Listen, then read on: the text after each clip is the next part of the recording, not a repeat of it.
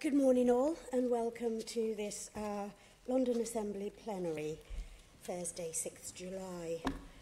And let's go straight into the meeting with item 1, apologies for absence. Yes, Chair, we've had apologies from Assembly Member Arbour, Deputy Chairman, Assembly Member Boff. You can't hear me? Oh, that won't do. That is a shame. Right, I will try and speak up. Okay. Apologies. I agree, it's a shame I can't hear you. Too kind. Well, the chair's got to be heard, if nobody else. Okay, is that better? Okay. Good morning all and welcome. Let's go to item 1, apologies for absence and chair's announcements. Thank you, Chair. We've had apologies from Assembly Member Arbour, Deputy Chairman, Assembly Member Boff, Assembly Member Eshalavi, Assembly Member Russell and Assembly Member Prince. Okay, thank you very much. And got a couple of announcements. Right, some good news. Congratulations to members who have been involved in the work of the Environment Committee, who had a great launch yesterday on its report on parks and green spaces. And the Regeneration Committee recently published its findings into the problems of connectivity in the city. Commend people to find that report online. And also, yesterday, so timely, Chair of the PCC, there was a meeting where you members discussed the ongoing vexed question of antisocial behaviour in London. And on a sad note, I know that members will join me in wishing the family of Alf Hitchcock our condolences. Many of us who were on the MPA will remember him with fondness, will remember his kindness, his professionalism, and one of the few police that brought joy into a room. He was an amazing gentleman, and I was speaking to staff yesterday and also the staff who've worked with him over the years on PCC. So through you, Craig, our condolences because he spent many years with the Metropolitan Police Service, and Chair, his funeral is this morning.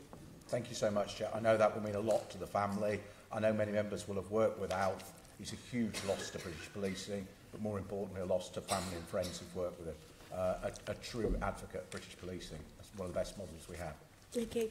And Craig, thank you for joining us this morning, because quite rightly, our Commissioner is at the funeral where she's joining the Chief Constables from all over the country, and they're paying their last respect to a valued and respected colleague.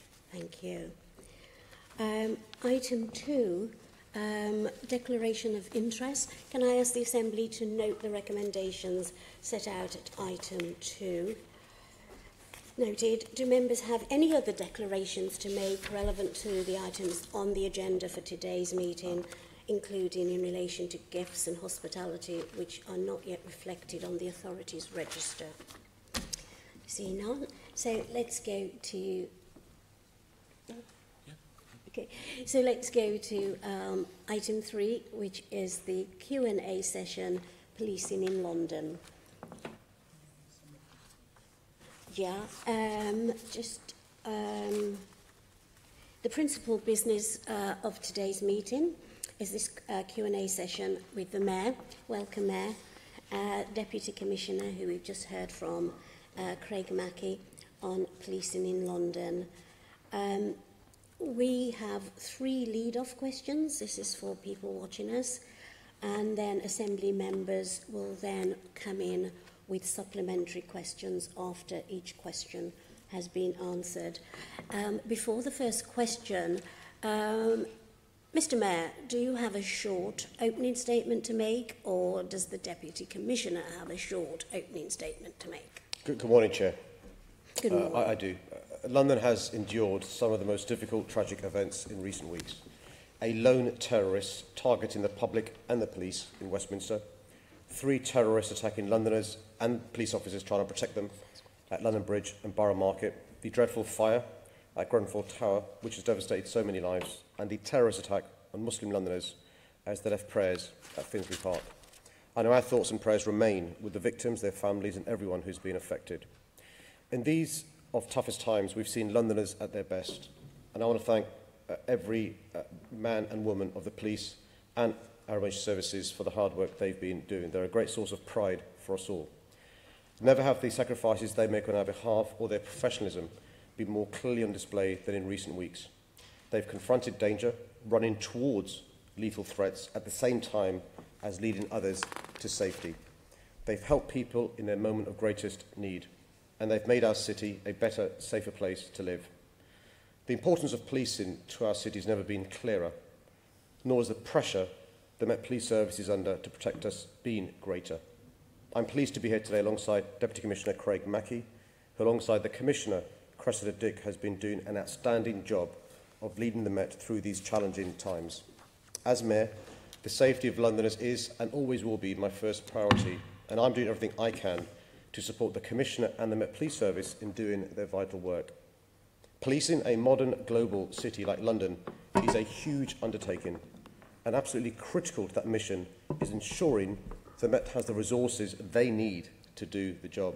A job that ranges from protecting the city from terrorism, a threat that is growing exponentially, with 3 attacks in the last few months in London alone, and another 5 attacks successfully foiled by the police over the same period, to ridding our streets of knife crime, from tackling antisocial behaviour in our neighbourhoods, to investigating serious and complex crimes against some of London's most vulnerable people, from keeping our roads safe to combating the growing menace of hate crime.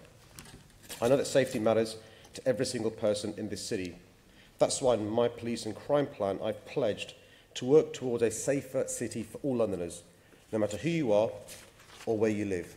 And that's why I'm so passionate about making the case to the government to fund our police service properly. The Home Office has already made the Met find £600 million worth of savings following cuts since 2010.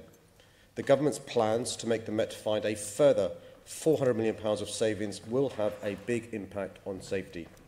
If forced to do so, roughly speaking, approximately £200 million of the future cuts that would be needed because of government decreases have been identified. But that doesn't mean it will be easy, far from it. Finding these further savings will involve some really, really difficult decisions and will probably leave our city less safe. The things we have identified and will have to do to make the £200 million savings include closing police front counters, closing police stations and restructuring local command units. And even then, even if, after consultation, half of London's police station front counters close, we still have at least another £200 million of savings to find. To keep Londoners safe, the government needs to guarantee they will fully fund the Met. Policing has to be treated as a system, and you have to fund and support funding for the whole system. Now, the government has said they'll protect counter-terror funding, but protecting counter-terror funding alone is not enough. For example, we know how important neighbourhood policing is to thwarting terror attacks. We also know from recent incidents that for every £1 of counter-terrorism spent in response to an incident, around £2 is spent on non-counter-terrorism activity, which has to come from wider policing budgets. In other words, 2/3 of policing effort for a terror attack doesn't come from terror funding. And I want to be crystal clear, Chair, as to what fully funding the Met means. It means providing real terms increases to protect us from having to make the £400 million in further savings. It means scrapping the proposed funding formula change, which will see the Met losing hundreds of millions more on top of the figures I've already discussed. And it means giving London the full allocation we need of national, international and capital cities funds. Anything short of this hinders the ability of the police to do their job properly. Thank you. Deputy Commissioner Craig Mackey. Just a couple of short comments, if I may, Chair. Thank you for the opportunity. Firstly, just to reiterate what the Mayor said. At times like this, while we talk about a series of discrete incidents that have taken place across London, our first and primary thought has to be with the families, the communities and those people who are affected by those incidents. We talk about them in terms of numbers and in terms of names of incidents, but they are very, very real to every single person who's affected by us. And our thoughts and prayers are with everyone who's affected by them. Secondly, I'd like to refer to the men, women who police London. And I purposely use the word police London because we've talked a lot about the Met, but we shouldn't forget our colleagues in the City of London Police and British Transport Police. At London Bridge, as some may know, one of the first units there was a City of London unit, and I'd be amazed if colleagues weren't moved by the testimony of the British Transport Police officer who was attacked and did such an amazing job. So let's be absolutely clear, it requires policing in London to work as a system to deliver the sorts of effects and capabilities we saw. And like everyone, wherever I go in the Met, I'm extremely humbled when I meet people and hear what they've done. And I put a plea for the entire system as well. We often forget the police staff, the companies that now work with us, that provide services to us, whether that's getting our vehicles to us on time, getting our catering done, feeding people, or just providing buildings and access. These people worked extraordinary hours to make sure that the main thing we do worked. And the other people I'd like to thank are the people of London. You can't go into a police station at the moment and not find notes, cards, in some cases donuts, from people of London who just want to say thank you for what they've done and what the emergency service has done. There'll be lots of times, I'm sure, during the questions to cover some of the other areas I'd cover, but I'd start with those three thank yous. Thank you, Chair. Very good. Thank you very much. Thank you.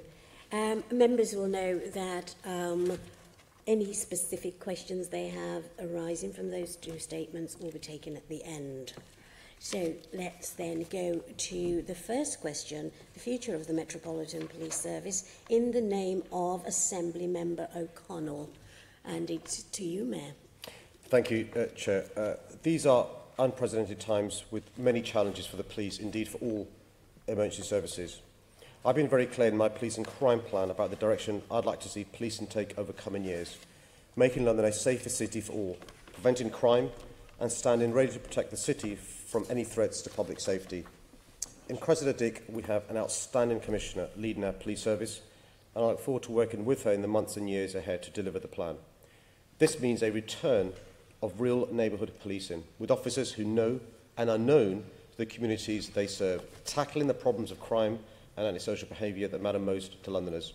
It means a renewed and improved focus on tackling the crimes that cause the greatest harm and protecting the most vulnerable people in society. All of this delivered by a transformed organisation, making use of the latest technology, from body-worn videos to mobile tablets to social media, to help it provide a more effective, efficient and accessible service fit for the needs of 21st century Londoners. The plan is also very clear about the challenges we face in delivering this vision. Crime has been increasing in volume and complexity for a while now. The population is growing. We face an unprecedented, ongoing and severe threat of terrorism and extremism, all at a time when the Met continues to face acute funding pressures. The horrific recent events in Manchester and London have underlined how vital it is that the police have the resources they need to keep us safe. The officers, staff and volunteers of the MPS have gone above and beyond to keep the city safe. I cannot thank them enough for what they have done and what they continue to do on our behalf. But this is plainly an unacceptable situation, putting the police under unfair and unsustainable pressure and placing public safety at risk. If the government are serious about keeping all Londoners safe, as I am, then they need to guarantee they will fund the Met fully, which means real terms increases big enough to prevent us having to make £400 million worth of savings when the Met have already reduced costs by nearly £600 million since 2010. I'll continue to fight for the resources they need to do the job, and I'm grateful for those Assembly members who backed me in my call for the government to ensure it properly funds the Met Police. Okay. Thank you, Mr Mayor. Thank you, Craig, for your opening comments. I mean, certainly, Mr Mayor, we would support, of course, a fair and adequate funding for police to keep Londoners safe. As chair of the P&C, I've already written early in the year, and we'll be writing again to the new government to press for a fair funding settlement for the Met Police, and I think that is for the record and understandable. But turning to your aspirations around neighbourhood policing and police workforce, How do you balance your commitment to real neighbourhood policing, which is in essence an extra 600 police, one extra PC in each ward, which again I support in principle, with the fact that over the last year, under your leadership, London has lost nearly 700 police officers, 600 special constables and 170 PCSOs. How do you balance that, Mr Mayor, with the fact that you want to actually increase the numbers in the neighbourhoods? What we're doing is we're refocusing, reprofiling neighbourhood police officers from other jobs they were doing to be neighbourhood police officers. The key task is to make sure we protect frontline officers at a time when we've had cuts unprecedented in the Met Police's history. And so one of the reasons why we'll be consulting shortly on having to close half the police station front counters is it means we can protect frontline officers. You'll be aware that the average number of officers in London in the last 4 years has been, roughly speaking, 31,000. For reasons you'll be aware, we don't employ 32,000 officers, although that's our strategic target because of ebb and flow. And so we're going to carry on doing that. The strategic target of 32,000 remains, but additionally, we need to make sure we haven't got cuts, which means that frontline officers are reduced. And the good news is we're above 2/3 of the way to having every ward in London with 2 named officers and 1 community support officer supporting them. I've no doubt that these are, if you like, abstractions to the neighbourhoods, which again, I welcome those numbers, will have an effect on the boroughs operationally. I mean, they will just have to, if they're coming from somewhere and a zero number plan, they would be coming from another job. Now, you mentioned your strategic target of 30, I heard. I thought London has believed it was around 32. It's 32, you must have been 32,000. Yeah, I heard 30, but then there we are. So the strategic target is 32. The previous mayor, that was his target too, and he maintained it, not without difficulty, of course, as you would expect. But also, clearly, from the budget aspect, you've taken 38 million out of your budget, which is the sort of sum needed to require that. Could you again explain to me and to Londoners how that works? Well, I'm sure you're not deliberately misleading the Assembly and those watching, but I've not taken £38 million out of the police budget. You'll be aware as an expert that the previous mayor had to underspend because he failed to recruit sufficient numbers. The reality is, even if you were to throw the kitchen sink at the Met Police budget, you can't get to 32,000. What we've done is I've had to add in almost £30 million because of the decision by the previous mayor to reduce the police precept. The Home Secretary wrote to me in December of last year, and she made the point to me overall funding to MOPAC would have increased by over £20 million in 16-17 compared to previous financial year had precept been maximised. Instead, MOPAC, brackets Boris Johnson, opted to reduce precept by the largest amount in the country, foregoing over £30 million of income. I've not been reckless like Boris Johnson in an election year. I've increased police precept by 1.99%, induced receipts from business rates, added the buoyancy from council tax and brought in around £30 million to the Met Police budget. Okay. I don't think we're going anywhere really on this. I mean, the facts of the matter are there isn't decrease in numbers. I mean, the facts are here. I've got them in front of me. You've got this aspiration at 32. You've got an aspiration to put 1 extra in every neighbourhood. But we've lost 680. So that just doesn't equate. And well, can I just address that point? Because it's important to deal with facts, which I know is difficult in a police plenary where a Tory's asking a question. But the facts are, in 2012, there were 32,000 officers because of the Olympics. In the preceding years, because of a general settlement from the Labour government, the previous mayor managed to achieve 32,000. Since 2012, average numbers 30,000, 230 in 2013, 30,712 in 2014, 31,900 in 2015, general election year, and 2016, before I took over, 31,700. So the strategic target remains, but you'll be aware we're facing unprecedented cuts. But unlike the previous mayor, I'm not cutting police precept. I've increased it by 1.99% to make sure that we're doing what we can to give the police the resources they need. They are incredibly stretched, Stephen, and we need your support rather than party politics. Okay, I'll take that as a badge of honour. It's the first time you've been rude to me, Mr Mayor. Fantastic. Anyway, let's move on to borough mergers. You are planning to, in essence, scrap 2/3 of the borough commanders over the next few months and merge the boroughs into commands of 3. And you have a Pathfinders project. It doesn't seem to be going down too well across London. When will you be making the decision about the borough mergers, Mr Mayor? Well, Craig may want to come into the pathfinders in relation to lessons we've learned. They can't proceed unless they work. It's a short answer, Steve. What we're not willing to do is to proceed with the borough basic command units taking place if there are problems with the pathfinders. And as you hopefully are aware, there have been some issues, and Craig's more on top of the issues they are. But can I reassure you, we won't proceed with the basic command units being rolled out if the issues, inverted commas, that have been identified weren't addressed, and Craig's on top of those. Well, before Craig comes in, I mean, you have already advised boroughs quite properly of the commanders and the provisional boroughs that they'll be in charge of. Yep, that's kind of out there. Yeah. So, you know, this is something that's out there already, with some criticism around this horseshoe in London generally. Craig, do you want to briefly comment on the success of the Pathfinders? Yes, and it's different for different parts of the service. So talking to London leaders, some of this is really welcome. So the work around safeguarding, those who are members of the Police and Crime Committee will be aware we got highlighted for a range of areas around safeguarding where London was just not performing well, as in the Met and how we joined up. We looked quite closely at how we could improve that service. What we can't do is break that service down into 32. It's just not a big enough service to be able to do that. We can break it into some smaller units that start to bring some consistency to that sort of service in London. The crime side of it, so CID side of it, the early working, certainly in the North Pathfinder, looks quite good in terms of that. Where we're finding it difficult is on response. But at the moment, we're finding it difficult on response across London, candidly.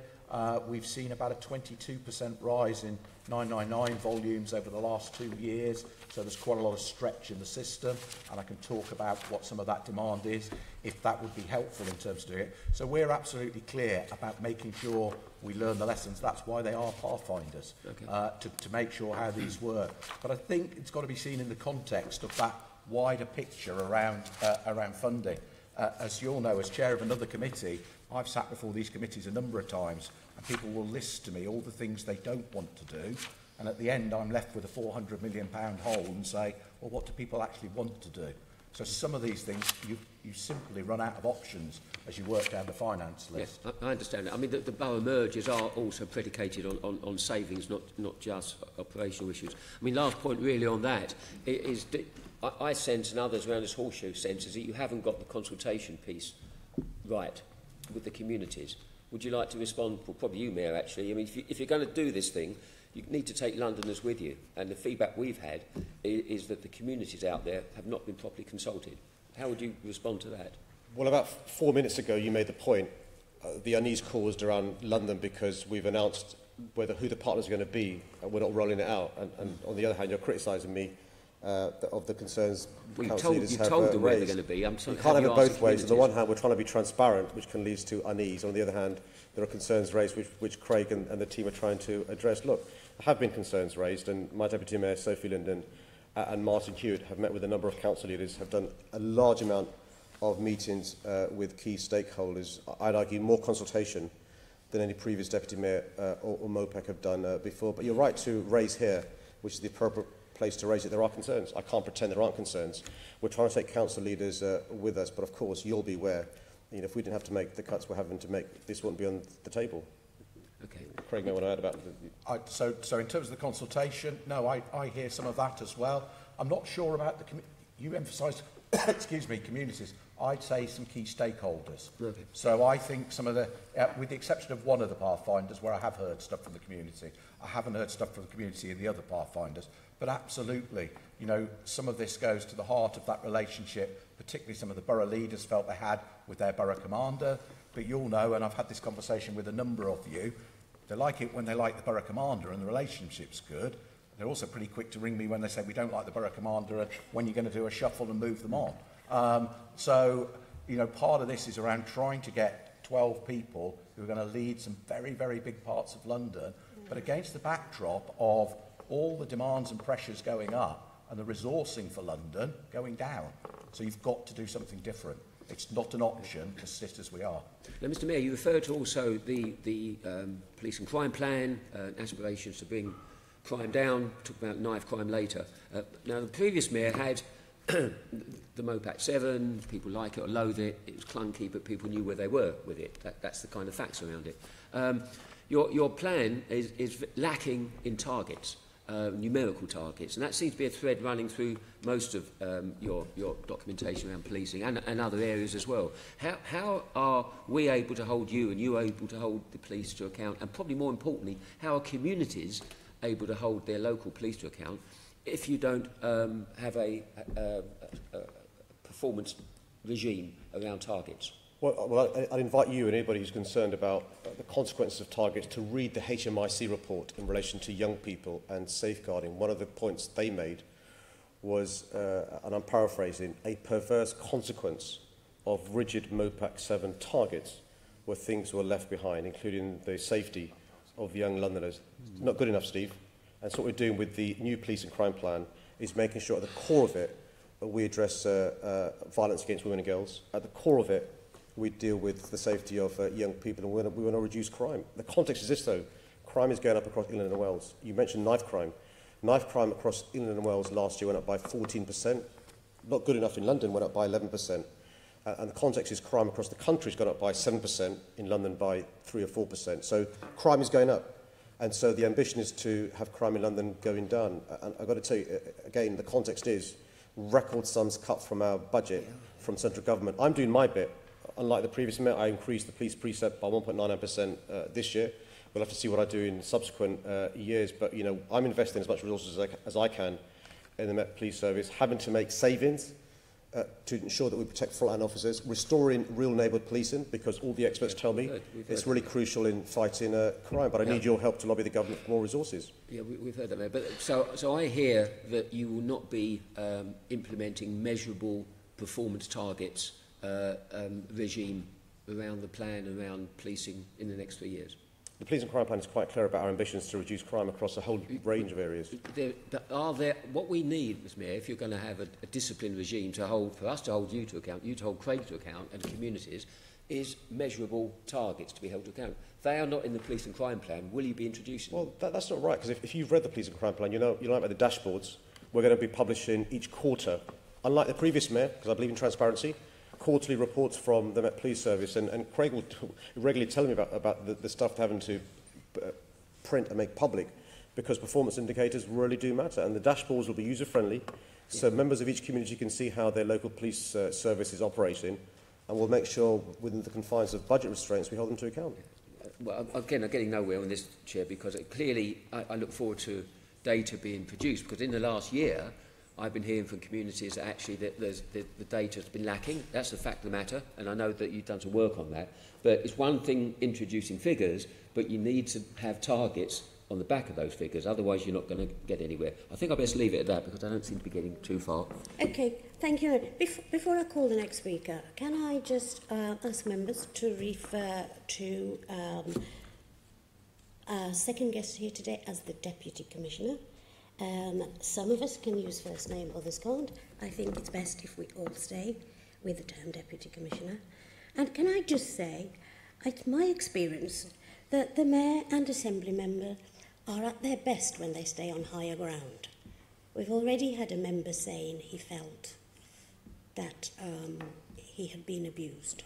So let's just stay focused and get questions that we can get answers to. And yeah, that was sort of tongue-in-cheek, because I'm a South Londoner, I don't mind getting a little bit of abuse. No, so fine. You might not like it, but I don't like it, and people looking on, they don't like it, because I receive notes from that. People are not watching us for us to get into any personal abuse. They want you to do your job as an Assembly member and for the Mayor to answer the questions. That's what they're looking for.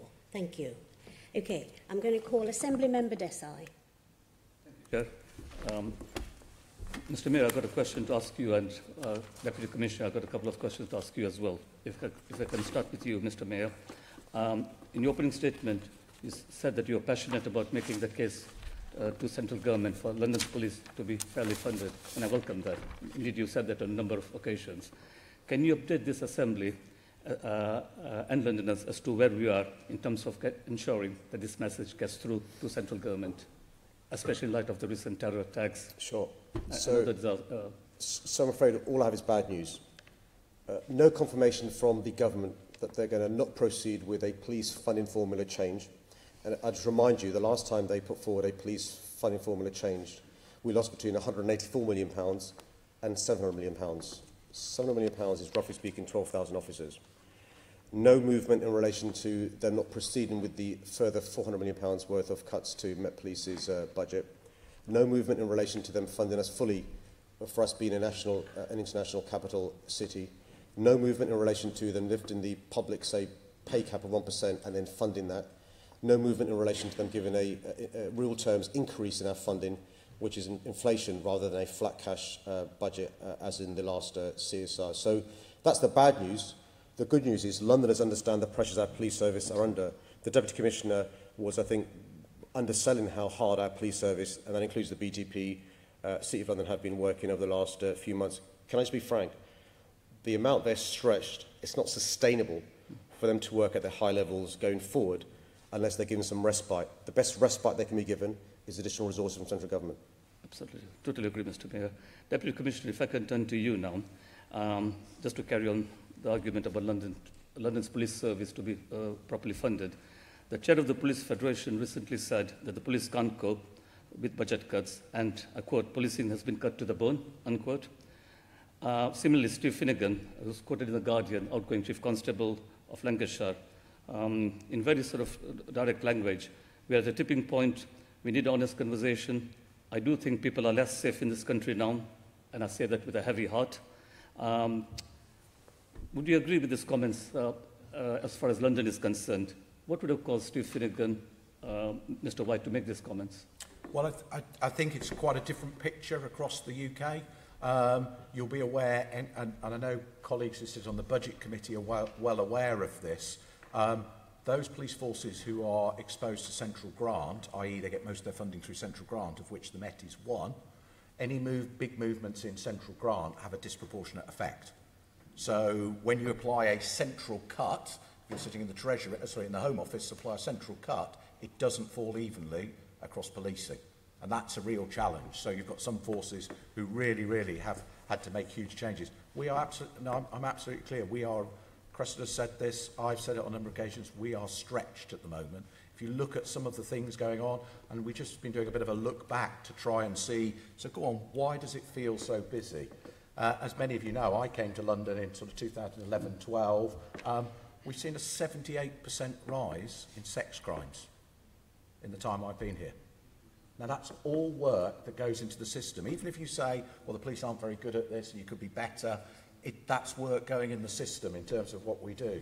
Over the last 10 years, 72% rise in missing people, rising at 8% a year. Year after year after year. 41,000 high-risk missing young people in London last year. And if you talk to operational police officers, as I know a number of you do, they will say, we are the only service that does anything in that space. So increasingly, services have become centralised on police. We've spoken before at these committees, mental health, just some of the figures, and HMIC have helpfully stepped in this space to help. 175 mental health incidents a day we're dealing with. So 300 odd police officers a day tied up on mental health. That's putting huge stress and pressure in the system. That's why we say there has to be a proper debate. If you want more out of this system, you've got to put some more into it. Deputy Commissioner, it would be unfair to accuse the Mayor, would you agree, of exaggerating and lying about the state of cuts to the police force? Sorry, I couldn't catch. It would be unfair to accuse the Mayor of exaggerating and lying about the state of cuts to the police force. It's not for me to say who exaggerates, and you'll know me well enough to know I stay well out of the politics of this. But the reality is... Well, I think the facts speak for themselves. I'm running out of time, Deputy Commissioner, so just one final question to you. There have been reports that President Trump may drop in and visit Britain at some point in the next fortnight. Right. Given the current pressures on policing and the financial and other demands on the service, is such a snap visit something the Met are prepared for? The Met, we police and keep this city safe, and we're incredibly proud that we do that. We have to stretch and dislocate the Met sometimes to do it, but that's what we do. Like you, I've seen some of the reporting. I know no more than that. Okay, I'll leave it at that. Thank you. Assemblymember Bacon. Thank you, Madam Chairman. Mr Mayor, your opening remark was remarks were commendably frank and transparent, particularly when you defined what you meant by the government must fully fund the Met, and that's fine because that's a playing field that we can all agree on. So I can't hear, so I'm sorry. I beg your pardon. If I'm mumbling, could we turn up the microphones, perhaps? There's a problem with the system, I think, so this should... I was actually being nice to you. I was saying... I missed it. It's steady on. It's bad for my rep, Mr. Mayor. That's why I was mumbling. I want to talk to you about police front counters. We've talked about this to a degree before, but I'm interested really in facts. There are 73 at the moment. How many, all things being equal, so accepting the £400 million of savings, if that stays on the table, how many front counters are you going to need to close? It could be as many as half. I mean, you'll be aware that in my police and crime plan that I published in March, yep. I talked about the need to consult the public about the issue of access to the Met Police Service, including police buildings. We were due to consult in May, but then the Prime Minister called an election in April, and so we put off, because of Purda, put off consultation, and you'll be aware, because you criticised me, during the election campaign, I said to Londoners, if it is the case that the government proceeds with the further cuts, it could be up to half the police station front counters closing down. Yeah. MOPAC are working on a consultation plan, but we're talking about up to half potentially closing down. Okay. Yes, I did criticise you, but not subject to particularly consultation. Subject to consultation, yeah. I'll come on to that in a moment. I did criticise you, but not about the front counters. It was more about the other stuff, which we've already done, so we don't need to do again. Half of 73, of course, doesn't really go. So there has been mention, and it was in the previous police and crime plan, about one 24/7 police station per borough. Obviously, there are 32 of those, which would leave a little bit of leeway. Is that what you're looking to go down to, or would there be a few left over? All of this is subject to consultation. But at the last Mayor's question time, you'll be aware that I talked about the possibility of us going down as far as to each borough having only one 24 hours, 7 days a week police station front counter, and probably, I suspect, the busier boroughs may have need an additional one. And so I'm giving you a flavour of the scale of the cuts envisaged, the consequences of the cuts envisaged, but obviously all of this is subject to consultation, but I want to be as transparent as I can. The 73 that are open now, are they all 24/7? I'm not sure. No. Assistant Commissioner? Deputy Commissioner? No, they're not. How many are? Oh, gosh, off the top, I'd be guessing off the top of my head. I haven't got that data with me, but I'm more than happy to provide it. Predominantly, the footfall's lowest at those where the opening hours are shortest. Okay. So do the They're opening not all hours... police stations. No. Sorry? They're not all police stations. Yeah, I understand that, Mr. Mayor. The opening hours of those that aren't 24/7, do they vary, or are they all the same? No, they do. They do vary. Some of it's around local need, but I think it's important on this one, and I'll try and steer a path down the middle if I can on this one. So I think we've got to be really careful with our language, because I think when we talk about police stations, Londoners assume that means the police are leaving you. Yes. And we're absolutely clear that's not what we're talking about. We're talking about how you access a service. It's worth remembering most people access our service through a telephone. The vast majority of requirement for our service is telephone, and footfall has continued to drop even at our 24/7 front counters. So even with all of this, at some point, and I have the great joy, I don't have to be elected, I would be talking to elected politicians saying, you've got some choices to make about whether you keep some of these services. And my professional advice to you on some of these would be, you don't keep them. As we've moved into the digital age, and we look at London's, particularly if you look at London's demographic, London is growing as a very, very young city. Young Londoners do not walk into police stations to demand service. If it's not an app, if it's not net-based, then they don't think the service exists. So we're trying to cater for a service for the future in terms of some of those sorts of things. So I would just urge Assembly members that can be very careful about the use of police stations, services and front counters, because I wouldn't want to say to Londoners, you're losing all your police stations, therefore you've got no police. In fact, it's quite the opposite. And just a 10-second reassurance on that, Senator Bacon. The investment in online, plus also more neighbourhood policing, means hopefully there are more ways for the public to reach the police. Okay. I mean, that was very reassuring, and you agree with that, Mr. Mayor? Yeah. Reassuring Londoners is very, very important. We don't want Londoners to think the police are vacating the pitch. Okay, that's good. I mean, pretty much what you said, Mr. Mackey, was in the previous police and crime plan when front counters were discussed quite openly and frankly, and I think that that is useful because I think reassuring Londoners, particularly now, is a very good thing to do. Just on the consultation, Mr. Mayor, when is that going to launch? It was due to launch in May, and I'm told it's imminent, but MOPAC will know the exact date, but it'll be very, very soon. Okay. This week, next week? I'd be surprised if it this week, because bear in mind it's Thursday, but I wouldn't be surprised if it was next week or the week after. Okay. And are you able to offer a reassurance now that the consultation will have a bearing on which, let's say, counters rather than police stations, will be closed at the end of the process? I've not read the iteration of the consultation, but I want to give a reassurance, yeah. And the aspiration is subject to funding and the response to this consultation.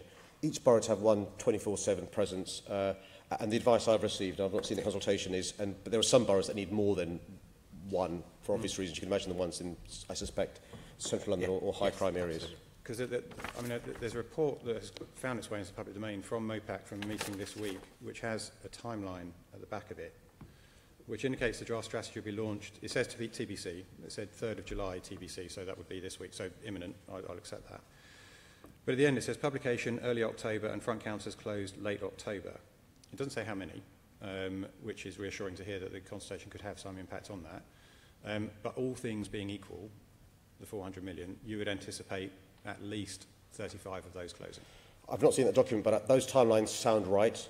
And to make the savings we want to make, the figure you said sounds about right as well. Have you seen this document, Mr. Mackey? I've not seen the MOPAC version. We've been working on this. I think I've spoken to members on the Police and Crime Committee before about the second phase of the estate strategy. We're targeting between 50 and 70 million pounds out of the second stage of the estate strategy, and it goes back to the points the Mayor and others have made earlier on. If we don't take it from that part of it, the other 78% is people.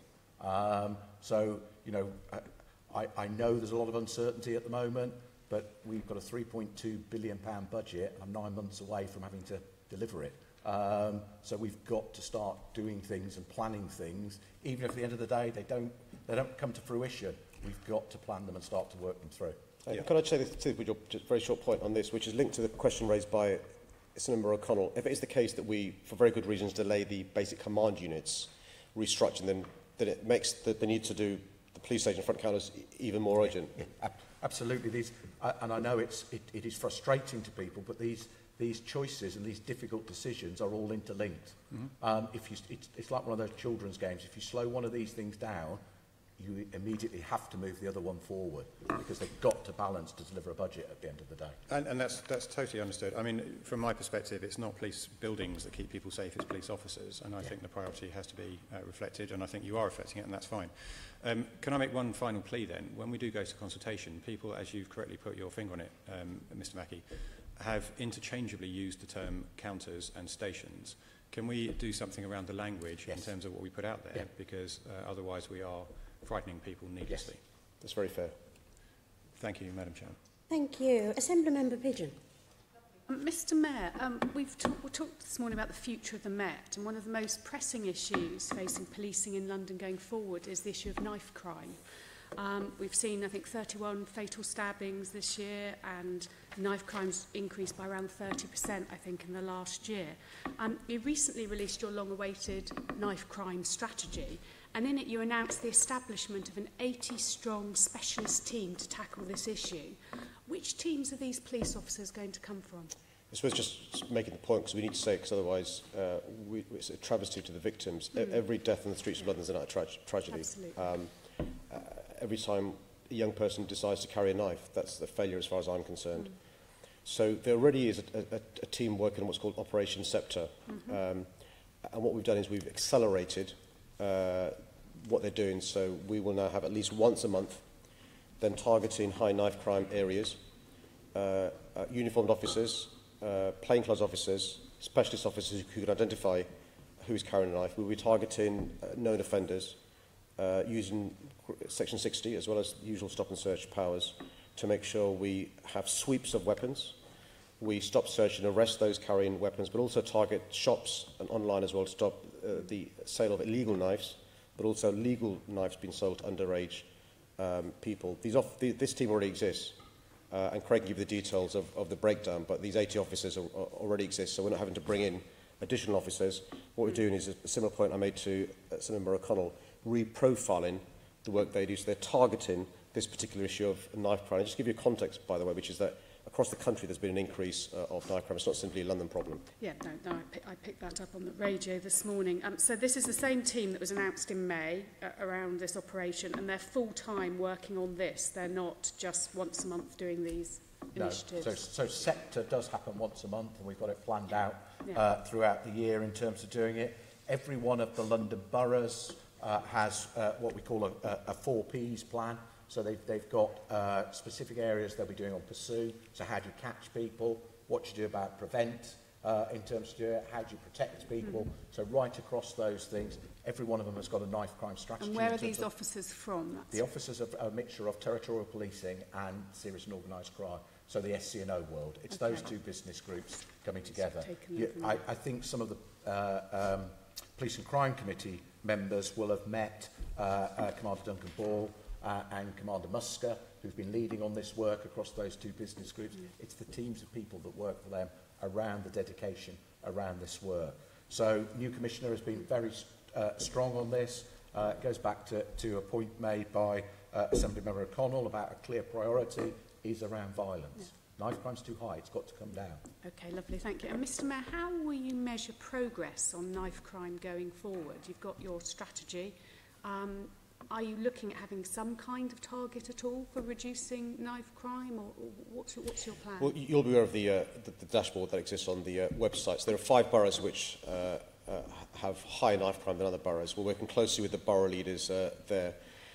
We've got 300 now school safety officers working in schools. We've also made other offers, whether it's ones being offered to schools, whether it's the gang exit strategy, whether it's the youth workers in major trauma centres. And so it's obvious, there are obvious ways of measuring numbers of knife crimes, numbers of people injured, weapons seized, numbers of actions taken against those selling weapons illegally, action taken against those selling online. So there are a number of different ways of measuring success. The key thing for me is reducing the fear of knife crime and reducing knife crime. Okay, thank you, thank you. Look forward to seeing that pulled together.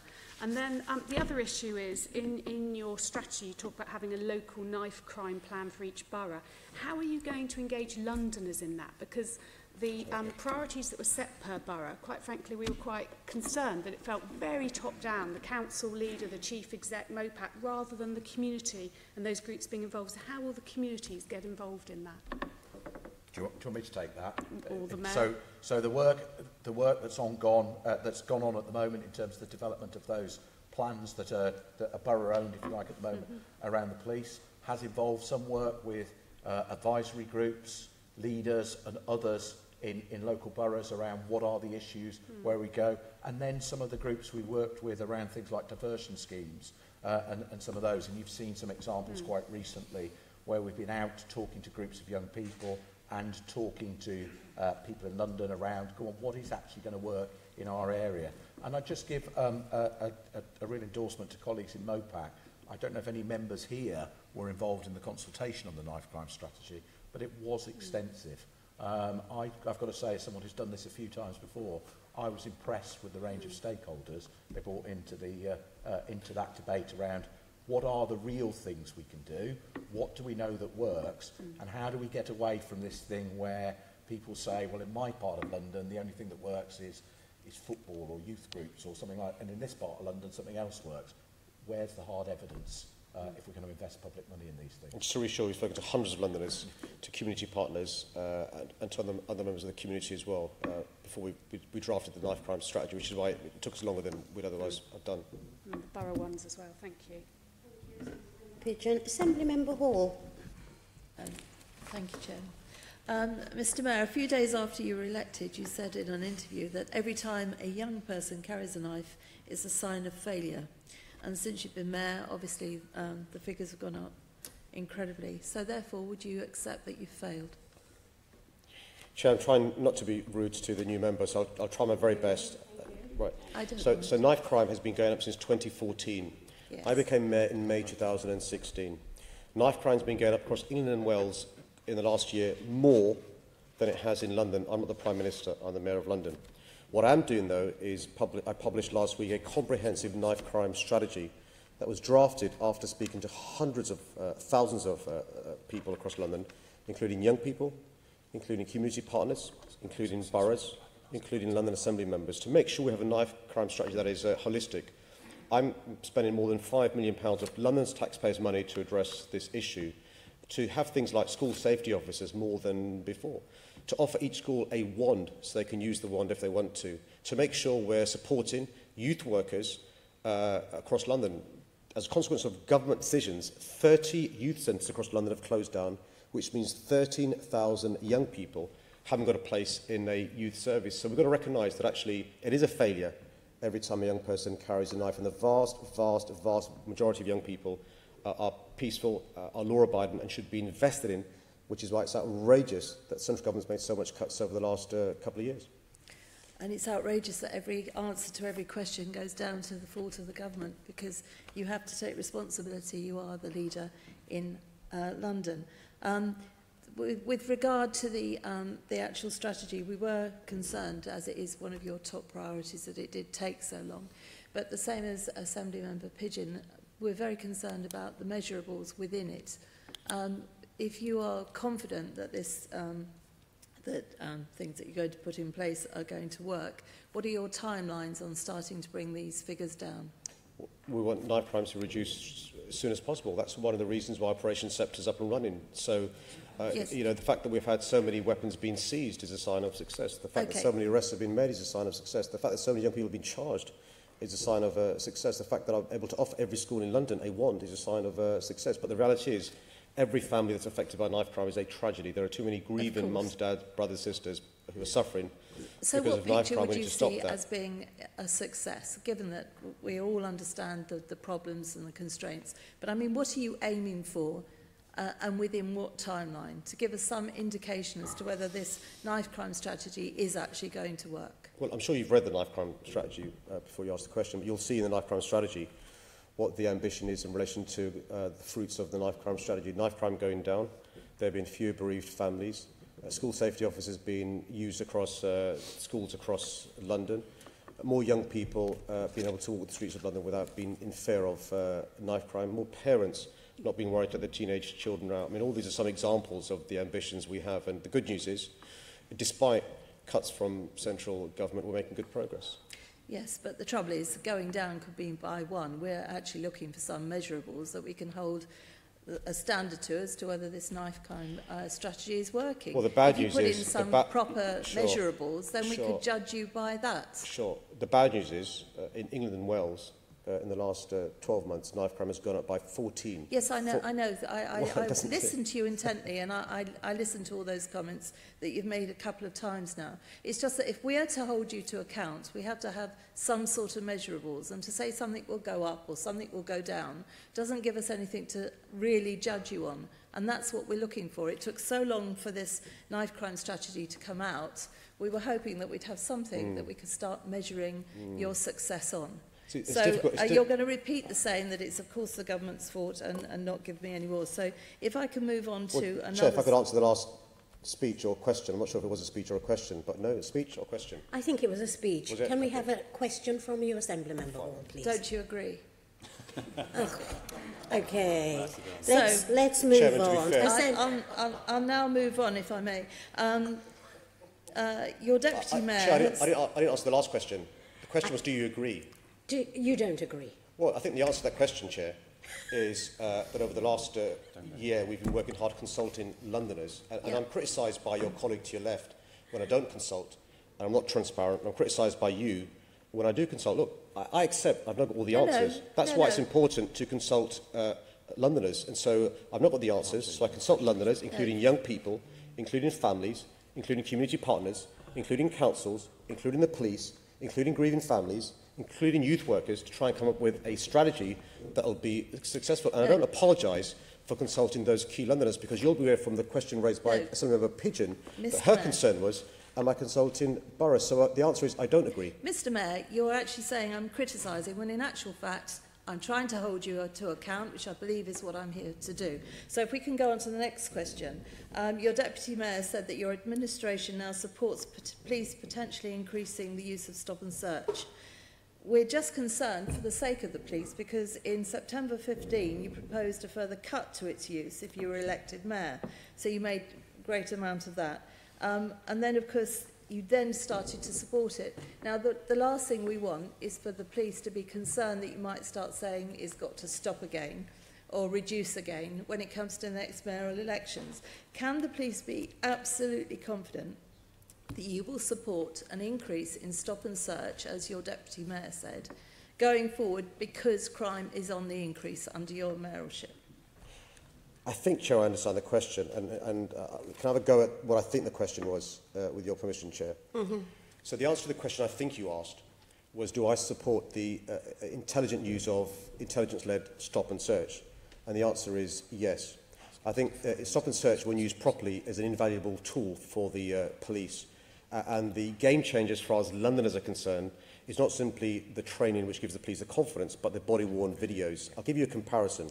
So Los Angeles Police Department has, roughly speaking, 7,000 body-worn videos. We have the biggest rollout in the world. There'll be 22,000 body-worn videos by the end of this year, which will give the confidence to police officers. Yes. Training plus body-worn videos that. gives them the confidence, but also to Londoners, knowing this is an invaluable tool. And the good news is this: Londoners want stop and...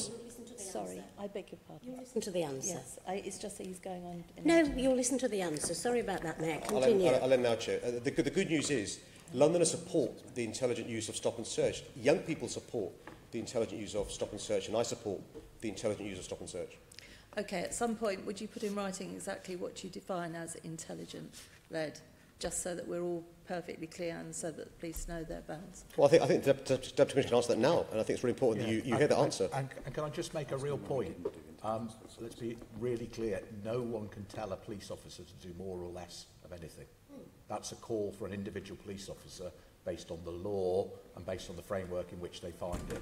So officers are absolutely clear in terms of what's going on. The Commissioner's been very clear. She expects to see stop and search figures go up, and they are going up. We expect to see some use of Section 60s, which are the power that requires no suspicion, so we do that. I think we just need to be clear, and I know it's not intended in any of this debate to make out that use of an operational tactic is a political decision. It's not. People will variously support or not support actions we take. Frankly, I listen, I note with, but we absolutely make those decisions. Okay. Okay, that was a pretty tune from Councillor Devonish's mobile. Members, please do check your mobiles. Deputy Mayor McCartney. Thank you.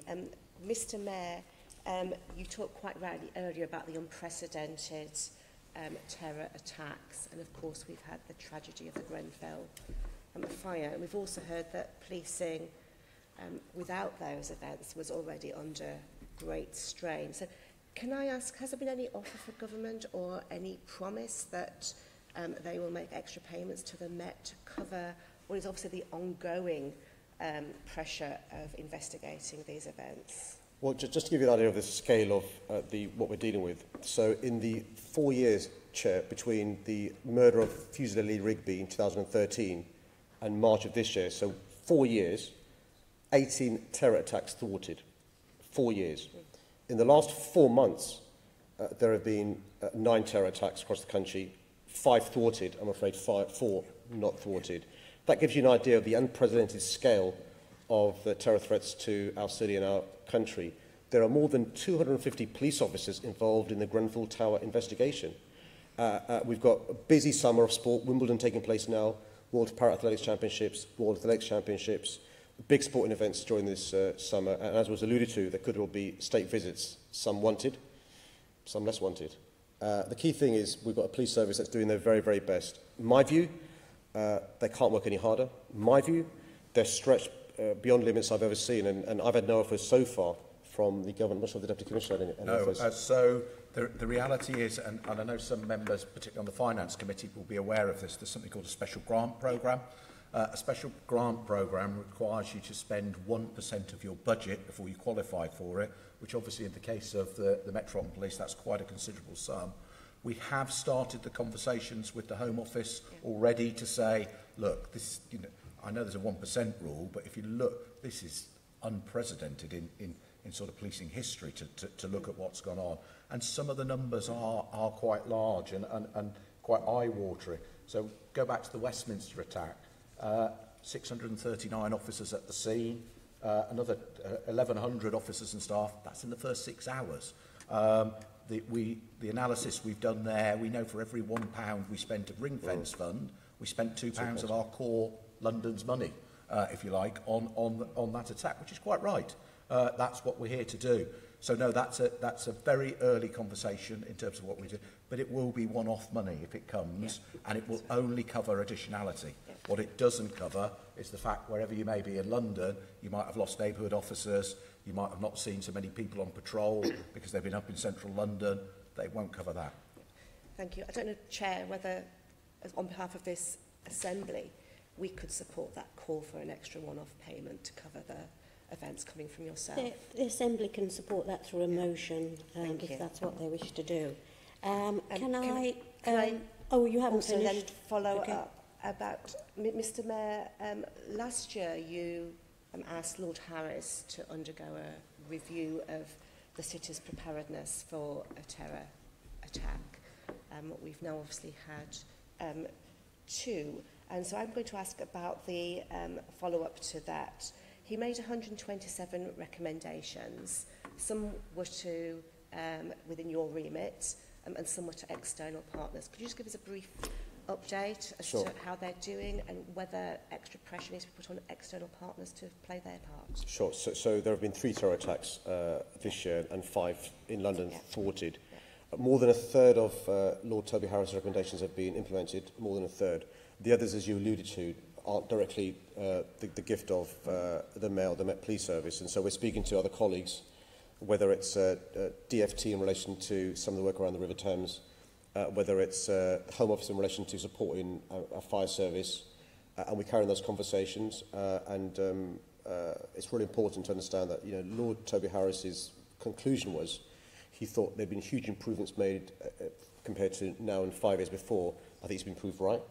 He made other recommendations which we're looking into as well, but we're doing over and above some of the things that Lord Toby Harris recommended. I want Londoners to think that the limit of what we're doing is just limited to Lord Toby Harris's very important report. No, absolutely. Yeah. So most certainly recommendations around the Metropolis and those in the gifts of policing have been done and actioned. I think what you do see with both that report and excuse me, what happened with the incidents is the value of training. So you will know, and I know a number of members saw the training. We've been training ever since the attacks in Paris and before about training for scenarios, and it's interesting talking to particularly firearms officers who actually attended those scenes, how well the training equipped them for us. Of course there'll be lessons to learn. There are always lessons to learn from all of these things. But absolutely getting that training right, doing that training consistently means that sadly when the very worst does happen, people perform as we saw. And you're putting pressure on those external partners to play their part? We're putting pressure to say, look, protect this great city. This is our city, protect it. Okay, thank you. Okay, thank you. Assembly Member Dismore. Would you agree that neighbourhood policing is a key part of the golden thread in the collection of intelligence about the fight against terrorism? Yes. And as you know, amongst the many neighbourhoods and communities in my constituency, I represent the largest Jewish community in the country. Unlike some who've recently spoken about it, I've campaigned for well over a decade for the complete proscription of Hezbollah, as the distinction between its so-called political and military rings is utterly bogus. So would you agree that it's important that terrorist-supporting organisations such as Hezbollah, which we saw in the recent Al-Quds March, have no place in our city? And on behalf of my constituents, could I ask you to make strong and urgent representations to the Home Secretary to make a long overdue decision to prescribe Hezbollah in its entirety, as it has been in so many other countries? Yes, I'm happy to make representations to the Home Secretary as a lot of your representations.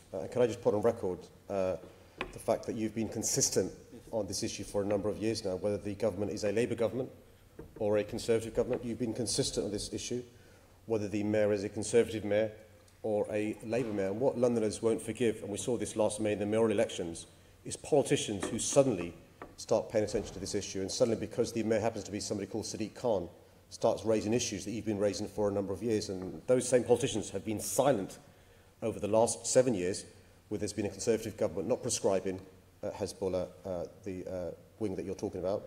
Those same politicians have been silent over the last 7 years in relation to prescribing marches when there's been a Conservative Home Secretary. And those same politicians have been silent when the mayor isn't somebody called Sadiq Khan. And Londoners aren't stupid. And of course, I write to the Home Secretary as a consequence of your very important representations. And also, as somebody who's been a champion for that community who feel vulnerable, who feel scared, who feel frightened, who feel the ripples of hatred when there are these marches taking place. And look, I campaigned to be a mayor for all Londoners. I intend to be a mayor for all Londoners. Thank you. Okay. Have you got a question, Assembly Member? Have you got a question? No, I'm with regards to that. Sorry, Chair, I didn't hear that. You weren't meant to. I have a question. Sure. I have a question. And can I address my question firstly to the Deputy Commissioner Mayor? And it's a shared concern that I know a number of members have regarding the increase in figures related to acid attacks.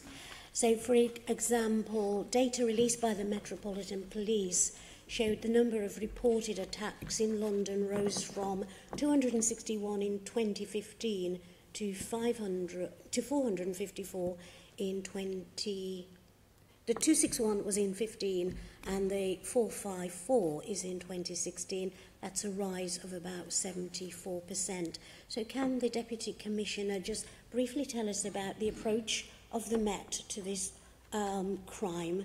And secondly, is the increase in this type of crime related to the ease of purchasing acid? Thank you, Chair. Well, a number of things that might help in terms of this. So we've done some analysis of both the suspects and people who are predominantly the victims of this, and it might just help people understand some of the profile of this. About 80% of victims, about 82% of suspects are male, which we would probably expect. About a quarter of the corrosive substance flag, as we call it, i.e. there's a corrosive substance used in it, is personal robberies. About 60% are linked to assaults, including domestic violence. 30% of victims in 2016 were Asian, and the key victim group is 15 to 29 years of age. And we are seeing some links to individuals who appear on the gang matrix. And whilst I can't evidence this, there's some anecdotal information that says people say, as you get harder on knives and guns, people look for other means of doing things. But I couldn't produce you hard evidence to support that. That's a feeling. So what have we been doing? So there's work going on at a borough level that's coordinated by Commander Dave Musker in terms of the work that's going on around some of those attacks. We have a superintendent working in our specialist crime command, working with colleagues in the Home Office, because this isn't just sadly, as so many of these things are, it's not just a London experience. We've seen a real growth in these sorts of attacks across the country, often, as I say, in a domestic context, in a domestic violence context. So what we're doing is working with the Home Office and other enforcement colleagues to look at how you deal with this consistently. So some of that is around the bits we can do, the absolute pursue, but as your question indicated, Chair, some of that is also about talking to, do we need the strength of some of these substances actually available on the shelves to be able to buy? And should there be restrictions, limits and regulation around that? All the way through to, have we got the right powers and able to search for these? So what are the powers we can actually use when, I'll make it up, you stop a car on a normal road check or something like that in London and you find acidic or battery acid in the boot. Yeah. Now that could either mean absolutely they've got a problem with their vehicle or it means there's something else different. So we've got to be really clear about that. Now, we're working, as I say, with Home Office and other colleagues, and people are very alive to this emerging risk around it. We need more help from communities. Where people are seeing or hearing these things, tell us. We will step in, we will deal, and we will address those individual perpetrators. Those are the things we can do. We can address the people who offend and will do it.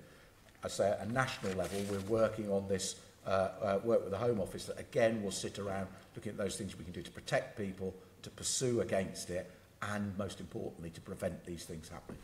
I'm just wondering whether you should look at the volume. You know, like if you go to a chemist, you're limited to, I don't know, 50 paracetamols. You can't buy 100.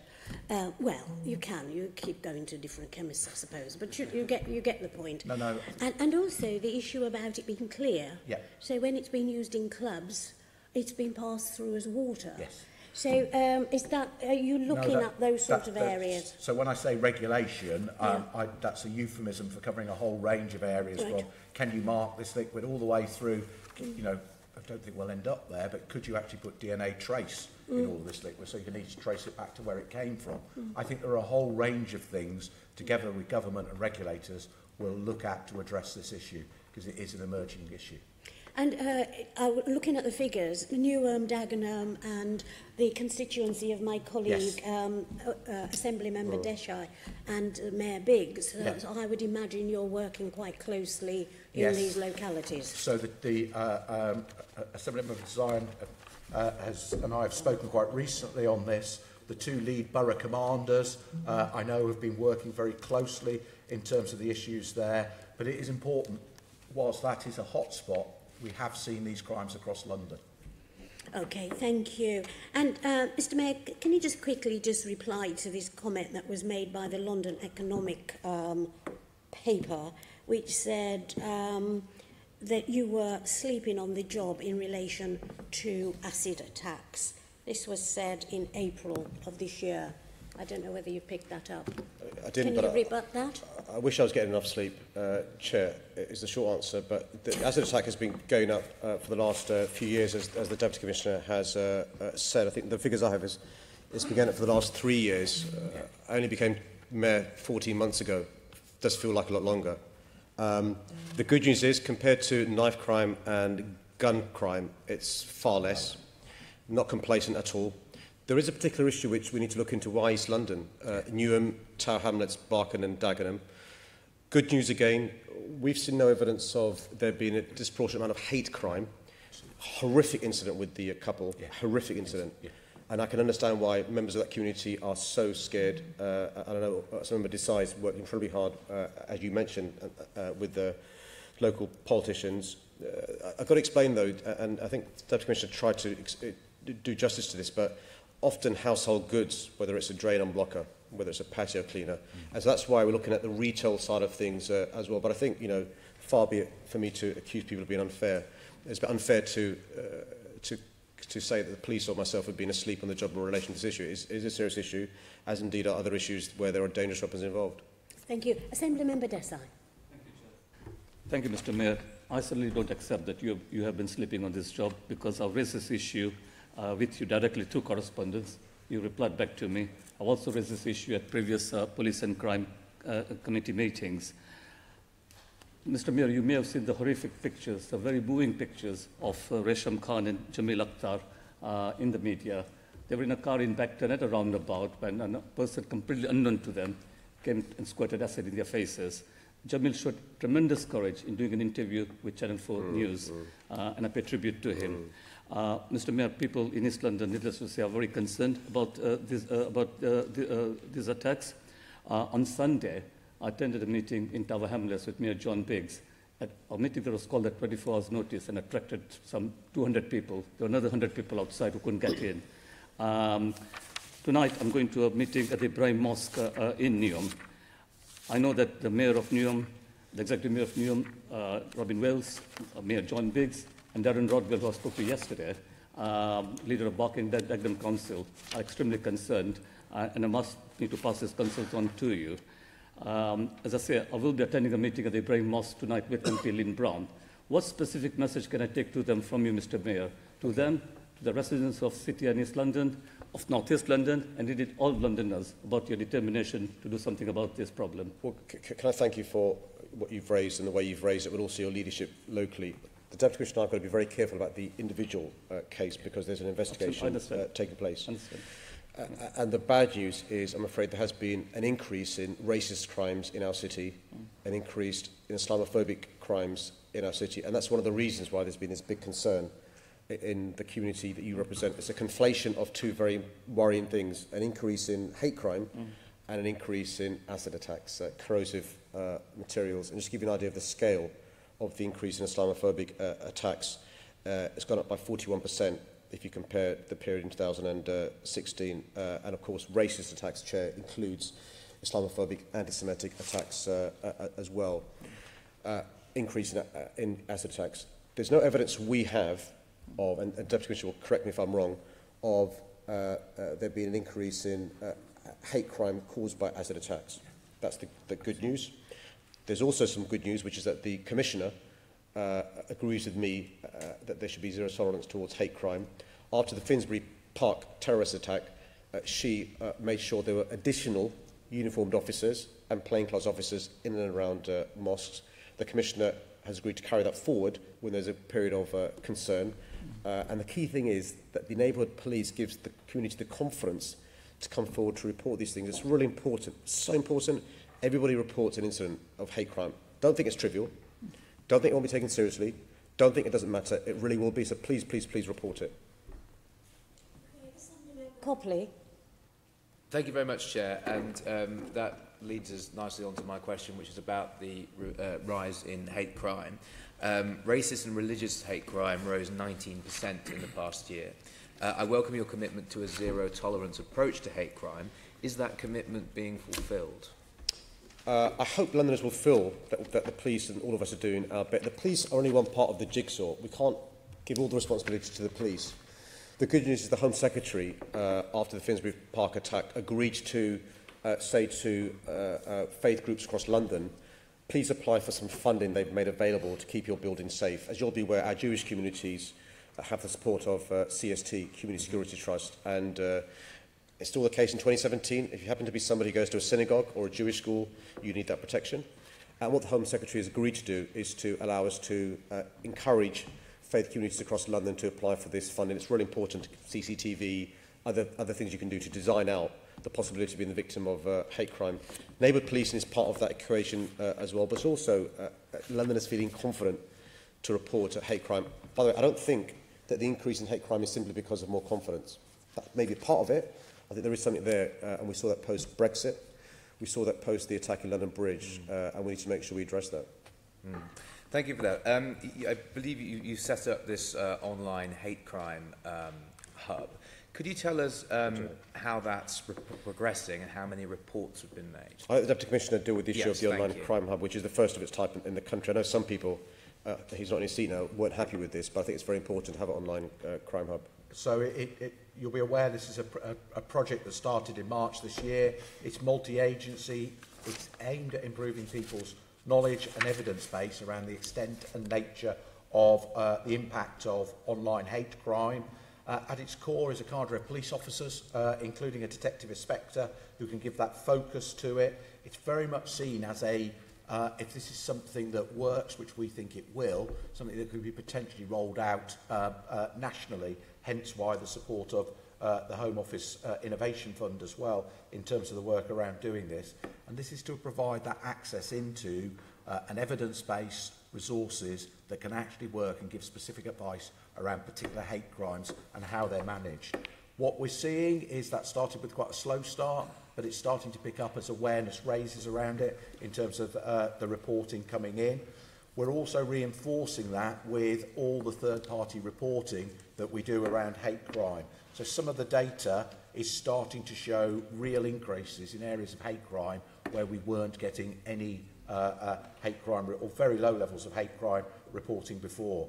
But we're averaging, if you take a year is probably the best way of doing it, 15, look at 15 as opposed to 16, we're averaging across all types of hate crime, so that's race, faith, homophobic, transgender, disability, Islamophobic and anti-Semitic, they're averaging anywhere between a 10 to 30+% increase in terms of the reporting we're seeing. and that's consistent. Could you tell us how many reports have been made through the I haven't got the direct number of reports. I'll get that for you. That would be helpful. Thank you very much. Mr Mayor, last year you said, "I simply will not tolerate hate crimes of any form anywhere in London. We must stand together, and anyone who sees or is targeted by abusive behaviour should report it to the police immediately." Given that we know that hate crime is underreported, I proposed a promotional campaign to highlight what hate crime is and encourage people to come forward and report it based on the Report It to Stop It campaign run by TfL. What are your views on launching such a campaign through MOPAC and the Met? I don't see a downside. Why don't we, Chair, with your permission, why don't we, outside the plenary, talk about how we can, progress that. The key thing is I want all Londoners to be comfortable who they are. And one of the ways to do that is recognising that we're on your side. And so can we discuss that? Absolutely. I'm making people aware as well that they can report hate crime, so even if they observe it, not just if it happens to them. Absolutely right. And we've seen that in TfL. Actually, I hope Londoners will recognise that some of the prosecutions that have been brought is because of the technology on TfL, and Val Shawcross deserves a lot of credit for that. Some of the things that you've seen on maybe YouTube or social media is because of the TfL quality of the CCTV. And so it's really important that people have confidence. The Deputy Commissioner referred to the innovation around online and phoning, and that's one of the reasons why actually people are more confident to report things, so you don't have to go to the police station, you can do it online, and we're keen to encourage that. And I think we'd absolutely support your proposal. I'd also encourage everyone to keep all those avenues open, because different people will have different ways they want to report. They won't feel confidence coming to an authority figure, an authority organisation. They'll want to tell a friend. They'll want to tell someone in a school environment. We've got to make sure we're capturing all of that. And the technology one is absolutely the right one. You know what's happened, the CCTV on buses, the stuff on the tube is an absolute game changer in terms of the ability to be able to prosecute people. Thank you very much. Excellent. And can I just add quickly the work of the PCC, first led by Deputy Mayor McCartney and now by Assembly Member Connell. That's been constant in these issues, raising awareness. Thank everybody for the work they're doing. Assembly Member Dismal. There have been worrying recent press reports that 40 more police stations are to close. Which police stations are to go due to the government's funding shortfall? Well, we're going to consult shortly in relation to what we have to do to meet the requirement from the government to make £400 million worth of savings by 2021.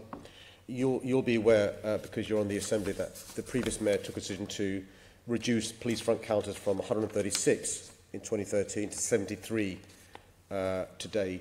The consultation is meaningful, so I couldn't tell you which ones may be closed. And you'll be aware some police station front counters are in a police station and some aren't. So to use the words front counters is probably more helpful, but I'm afraid some of them will be police stations. I think the reality is we're talking about reaching a position where it could be, by the end of this year, each borough only has one police station front counter, with maybe 2, 3, 4, 5 having another one because of the footfall. That's the numbers we're talking about. Okay, well, there's no doubt that this measure is being forced by the underfunding by the government, but any uncertainty and the necessary delay in publishing the detailed proposals is unwelcome. But would you agree it's important that alternative arrangements for the public to contact the Met are in place before any more closures, that those measures have the confidence of the public? For example, the 101 number. I've had worrying reports post the Camden Borough merger of people waiting 20 minutes or more for calls to be answered and then hanging up in frustration. So can you ensure this is sorted out before the merger, before the further closures take place? Well, we certainly intend to do so. I'll bring the Deputy Commissioner because he will tell you some of the increases in 999 calls in the last period. But the Deputy Mayor, Sophie Linden, wants to learn the lessons of the previous round, where there was successful consultation, where there weren't. But also, you're right to get alternative methods in place before we have to remove the police station front counters. But I think the figure is 30% increase in 999s. So 22 over 2 years in percentage increase in 999. So the top end of call volumes has gone up. I've heard some of those stories around 101, and there is 101 performance plan about how we can lift some of that. But some of the other precedents that's now available, so we've got full online crime reporting, and we've soft launched that. We've not gone out with a big bang and said it's here and it's available. We're already at 10% of crime coming in that way. online reporting in the day when you used to have to go into a police station for a road traffic incident, get a form, fill it in, send it back to us in the post, all online now. So there's a real step change going in terms of our digital offer, and that's absolutely what we see. The dates with the consultation around the estates are linked as well to the rollouts of officers having tablets, so the ability to walk up to an officer in the street who can access all of those services, be they a neighbourhood officer, response officer, that's all linked together. So I absolutely agree with the premise behind your question. You have to have other offers and other service officers. I think it's 20,000 another issue, especially in outer London, is how far the dedicated neighbour ward officers have to travel from where they parade at their station to the wards in which they work, which can often be several miles away, which can sometimes be a long and difficult journey by public transport. In Barnet, for example, from the current 24-hour Colindale station to the borough's northern and eastern wards.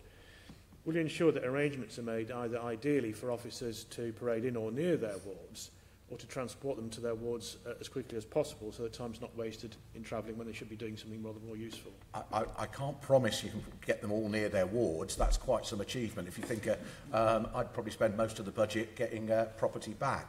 I mean, the reality is what we are looking at is where we can co-locate with other London services, so colleagues either in the emergency services and or local authorities, and having quite good debates around that. There are a couple of practical problems that I probably outside, given your time constraints, I'll talk about. Simple things like the ability, you've got to be able to download your body-worn video.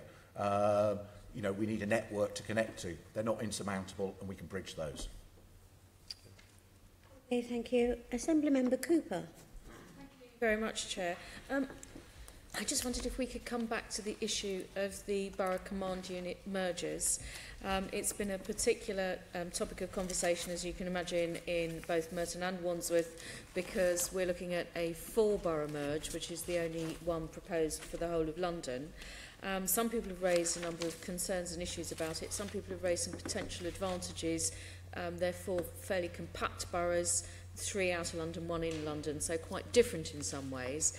And I just wondered if you could say a little bit more, unpack the how it will work out in a 4-borough merge in terms of maintaining the relationships with the 4 boroughs, and concern has been expressed that, you know, if there's only one person covering the 4 boroughs, that we won't have staff available from that top team to come to meetings. Would that potentially be the case? No, that's not the case. And part of the work we're doing and what we're learning with the Pathfinders is that you will need slightly different models. So you still have one borough commander, but what you have underneath, how many you have, and how you divide them up as to what their lead role is absolutely part of the work we're doing in terms of doing it. And I think it's important to remember. So let's look at some of the drivers, if you like, about why this debate and proposal emerged. I've already talked about the issues around safeguarding, and for the avoidance of time, I won't go back into that. But that's a real benefit. Well, I just wanted to raise that. Actually, it might be something that the Mayor might want to comment on as well, because one of the advantages, I'm glad to get the reassurance that we will still have the top team available to all 4 boroughs should that merge go ahead. But in terms of those specialists, I don't think that's something we've heard quite enough about. And with 4 boroughs coming together, it has been said to me that that might create really good opportunities to tackle domestic violence across all 4 boroughs, bringing teams of specialists together, hate crime as well as child sexual exploitation. Is that proving to be the case? Do we see any evidence of that from the absolutely. trials? So that's you're 100%. That's the theory. That's the rationale behind it. You know, the reality is you have to get to a size and scale where you can have that sort of impact. But the other one, and we've not got this right yet in the Pathfinders, and we are working on it, the borderless response issue works in most other parts of the country. So if you're in West Midlands, if you're in Avon and Summers, the reality when we looked at our response times, some of our worst response times are on borough boundaries. People will not cross. One of the great strengths of having a strong performance and you know, accountability mechanism also has some downsides to it. So borderless response, and if you think colleagues in the fire service have done that in London for most of their service, and they make it work, so we can certainly learn some lessons there. So I think, no, absolutely we can get some of those things right in terms of doing it and driving some of those services out. So don't assume that the model that's in, say, the North Pathfinder or the East Pathfinder is the one that will work with 4 boroughs. Can I say, Senator Cooper, this is really important. I speak as a former member of Parliament and a former councillor. It's always nice to be able to pick up the phone and speak to the borough commander, to raise any issues that you've got for understandable reasons. And that provides a really important democratic accountability. We've got to try and maintain the ability for elected representatives to reach a person in a position of power and influence, but recognise that victims and Londoners and criminals don't respect ward boundaries or borough boundaries, and we've got to actually use this as an opportunity to improve services. And you're right to refer to safeguarding in young people, because that's been a big failing. I would say, look at the HMIC report in relation to the consequences of a rigid MOPAC 7, but also the rigidity of having borough specialists who really aren't specialists, and that's why having basic command units allows specialists to be shared. Well, finally, and very briefly, you also briefly mentioned people with, I mean, I've had that good relationship with my borough commanders, and quite often I've gone to see them and they've just said, this is the outstanding cases from, you know, the handover point, and an awful lot of them have been around mental health and missing persons. Now, of course, missing persons don't necessarily, you know, live in Wandsworth and get lost in Wandsworth. You know, there are bus routes and things like that, and the same with people with mental health problems. You know, they might have left hospital. That may not necessarily be the borough where they live, where the hospital is situated. It strikes me, and again, this is something that some people have been quite interested in, the positives on this. Yes. Do you also see this as being a benefit of these mergers and absolutely borderless policing? And there's an anecdotal example, but very real. So there's one mental health unit in London that in May this year, every single day, somebody walked out of that unit. And they'll have come from various parts of London. So that's demand. I take my hat off to the officers who went there. It must be soul-destroying to go day after day to exactly the same problem. But obviously the officers are responding in that situation. And thank you very much. Assembly Member Devonish. Mayor, would you support calls, if there was evidence, to have the same sentencing for tariff sentencing for acid attacks as for knife crime? I think there is some movement around sentencing. As you'll appreciate, there's a sentencing board that looks into sentencing. I think there's some movement around there. I could be right. No, so that there is absolutely a debate around what is the appropriate sentence for it. You know, we've talked about, and I'm probably careful about talking about particular incidents, but they're always at the high end of grievous bodily harm. One of the other things we can do quite legitimately is we can talk about, and we're working with judiciary and the magistrates around a framework that says this is the impact. So in the nicest way, that's what you see before you, the one offence. This is the societal impact of that offence, which allows quite properly for that to be considered as part of the sentence. Actually, in fact, it might help. So acid attacks are now included in sentencing council guidelines as, and I quote, highly dangerous weapons. So that hopefully reassures you, but so that's already their provision. Thank you. Okay, thank you. Just to give you notice, I've got 6 more speakers on this first question. So, Assembly Member Bailey. Morning, Mayor, morning, Deputy Commissioner. I just want to circle back round to police numbers, particularly the BTP. Both of you have talked about the importance of the British Transport Police and protecting that part of London. Currently, we're being provided with 10% less officers than TfL are paying for. I'd like to ask the Mayor first, what are your officers going to do to address that problem, to turn it around? So good question. So Transport for London funds makes contribution towards BTP, has some control, small c, in relation to where they go, but obviously there's a chief constable for BTP, and I've got less, I use the word carefully, leverage over him than I do over the Met Police Service. But it's a conversation we have all the time, and you'll appreciate I've got to respect operational pressures that BTP have, and it swings and roundabouts. Sometimes we benefit from this, sometimes we don't, and the Deputy Commissioner referred to the heroism of the BTP officer in the recent terror attack. Some would argue, you know, it was outside a station, not really a public transport issue, so why do we get the benefit of this heroic BTP officer? So swings and roundabouts. But it's a fair point, and we keep it under review all the time. I just wonder, because most Londoners will be aware, because it's one part that is funded, the money is there. I just wonder, is it time to ask for a rebate, or is it time to push for better recruitment? Well, I think we're going to be careful. There's always areas we can improve in relation to relationship. You'll be aware one of the things that Lord Tope Harris talked about was, he used the word merger. City of London, BTP and Met Police Service, very controversial for reasons you'll appreciate. My experience of the last 12, 13, 4 months is the relationship isn't perfect, but, you know, and I think we could make it we can look into better accountability. I'm just nervous about talking about rebates because it swings and roundabouts, Sean, and we get benefits sometimes which, you know, if you, for example, I'll give you an example, 3 terror attacks in London, right? Now, if you're a taxpayer in other parts of the country contributing towards BTP, you could legitimately argue, why are our BTP officers going to terror attacks in London? And they did. Yeah. I think if I may jump in on that one, I think the challenge, if I was Chief Constable Crowther sitting here to back to you, is I say, look, I'm running a national system. The attack in Manchester was a huge draw on British Transport Police resources in the same way as everyone else. And I think, as the Mayor said, if we were here as an accountability body, let's say for the West Midlands, we'd be saying, well, why has everyone gone to London and to Manchester? It's a reality of flexing demand on a national model. To reassure you, though, one of the great collaborations that not enough is ever talked about in London is that collaboration between those 3 services. So we run something called Operation Benbow. We also have to have a name for everything in policing, and that's how we bring the 3 commands together and just work when London needs us. And as the Mayor says, I think we all benefit from that.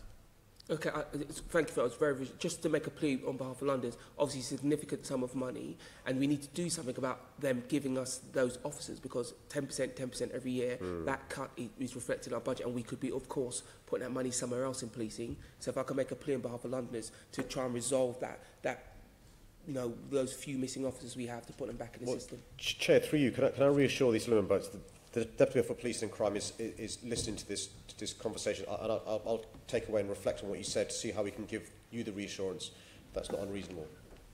Thank you, Mayor. Thank you, Chair. Thank you. Yes, we welcome the Deputy Mayor for Police and Crime to the Chamber. She's been here since this morning. See, she's keeping an eye on you. Yeah, quite. Keep an eye on him, I think, not on me. Okay, Assembly Member Curtin. Madam Chair, I just want to ask a few questions following on from the discussion earlier about hate crime. Sure. And Deputy Commissioner, you mentioned different categories. You had race-based hate crime, religious, anti-Semitic, Islamophobic, homophobic, transphobic, and disability, and perhaps some other categories.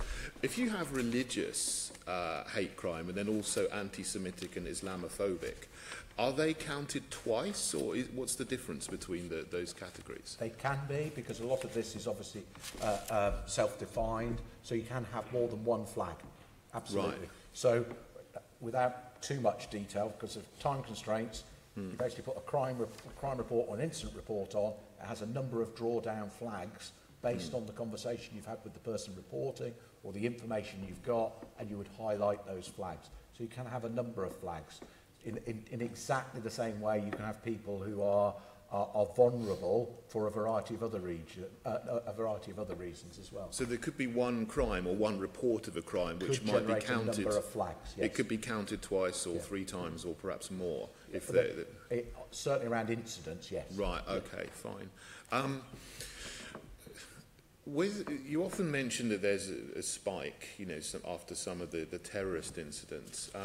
How do you compile the figures? Because we often hear afterwards there's been a daily spike or a spike on a weekly basis or a monthly basis. What sources do you use? Are they all reported directly to the police, or do you use some outside agencies as well? So some will be third-party reporting, but when we talk about crimes, as we're talking about in these, they're ones that have actually been reported to us.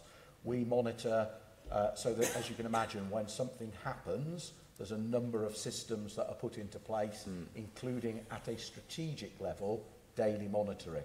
Others in the organisation are monitoring these and monitoring the data at a local borough level, sometimes almost lifetime. But we're doing it at a strategic level on a daily basis. Do you still use Tell Mama as a source? So we use Tell Mama, we use a number of other groups who bring third-party reporting into us. But to get to a crime, we've got to have instance of a crime being reported. If it's reassuring, Chair, so not all incidents would be a crime. No. Is what. But when you put out a press release, for example, after a terrorist incident, saying that there's a spike, you know, in hate crime, as happened, you know, after the the London Bridge attacks. Are those figures relating to reported hate crime or actual crimes that reports that are then designated as crimes? They are reports of crime. So when we talk about it, we're putting out crime data.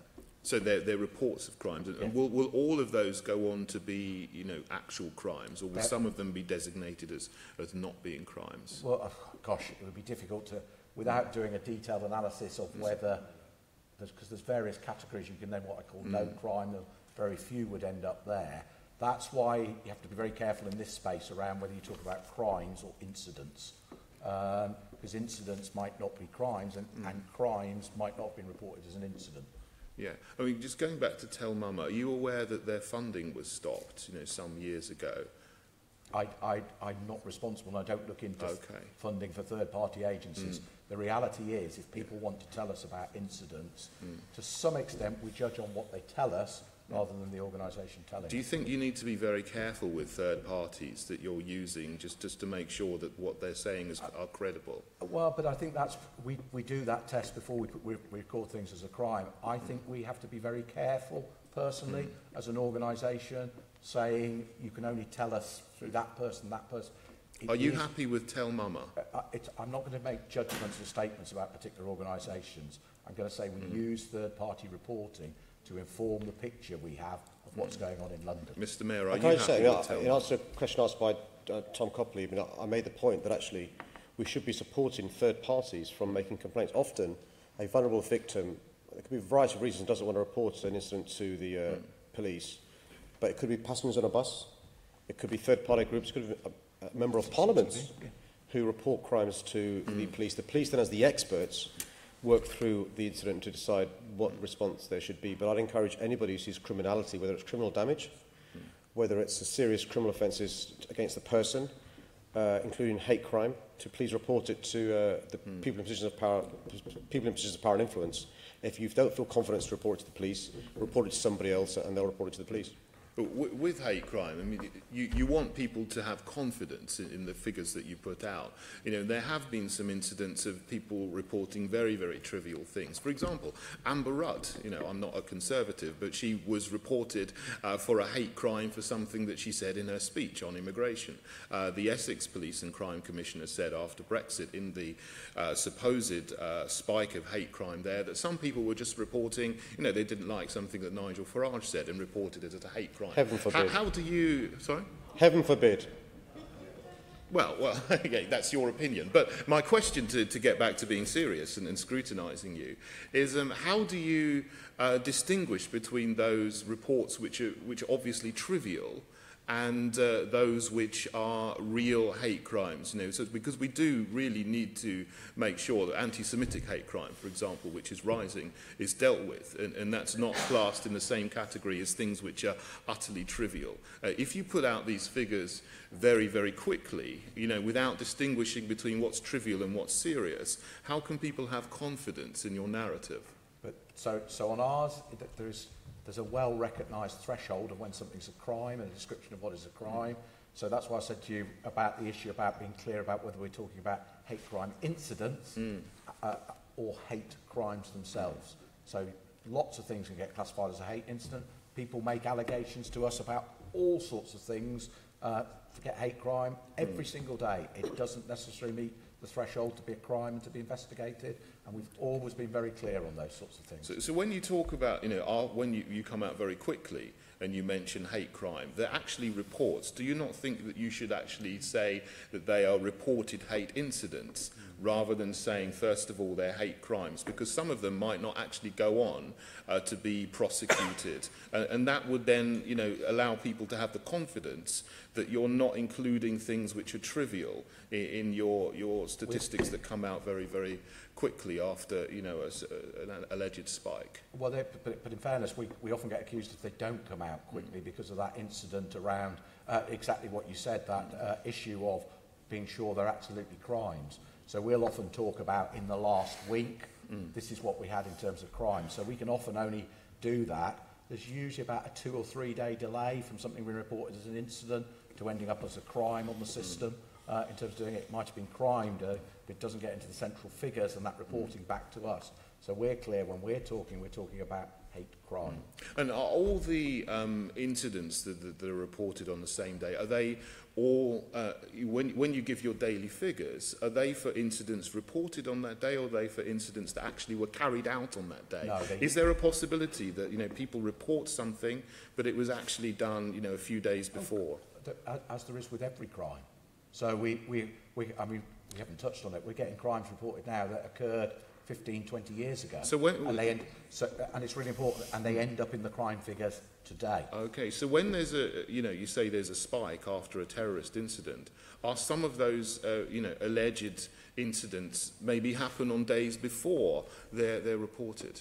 Without doing a detailed analysis, we can do all of that. Yeah. We can break them down by times when they're reported. We can break them down by who reports them, whether they come through third parties. But the reality is, most of those things, even themselves, as I say, what I would call, let's take hate crime out of this, all the other categories of crime, you go away on holiday, come back and your house has been broken into.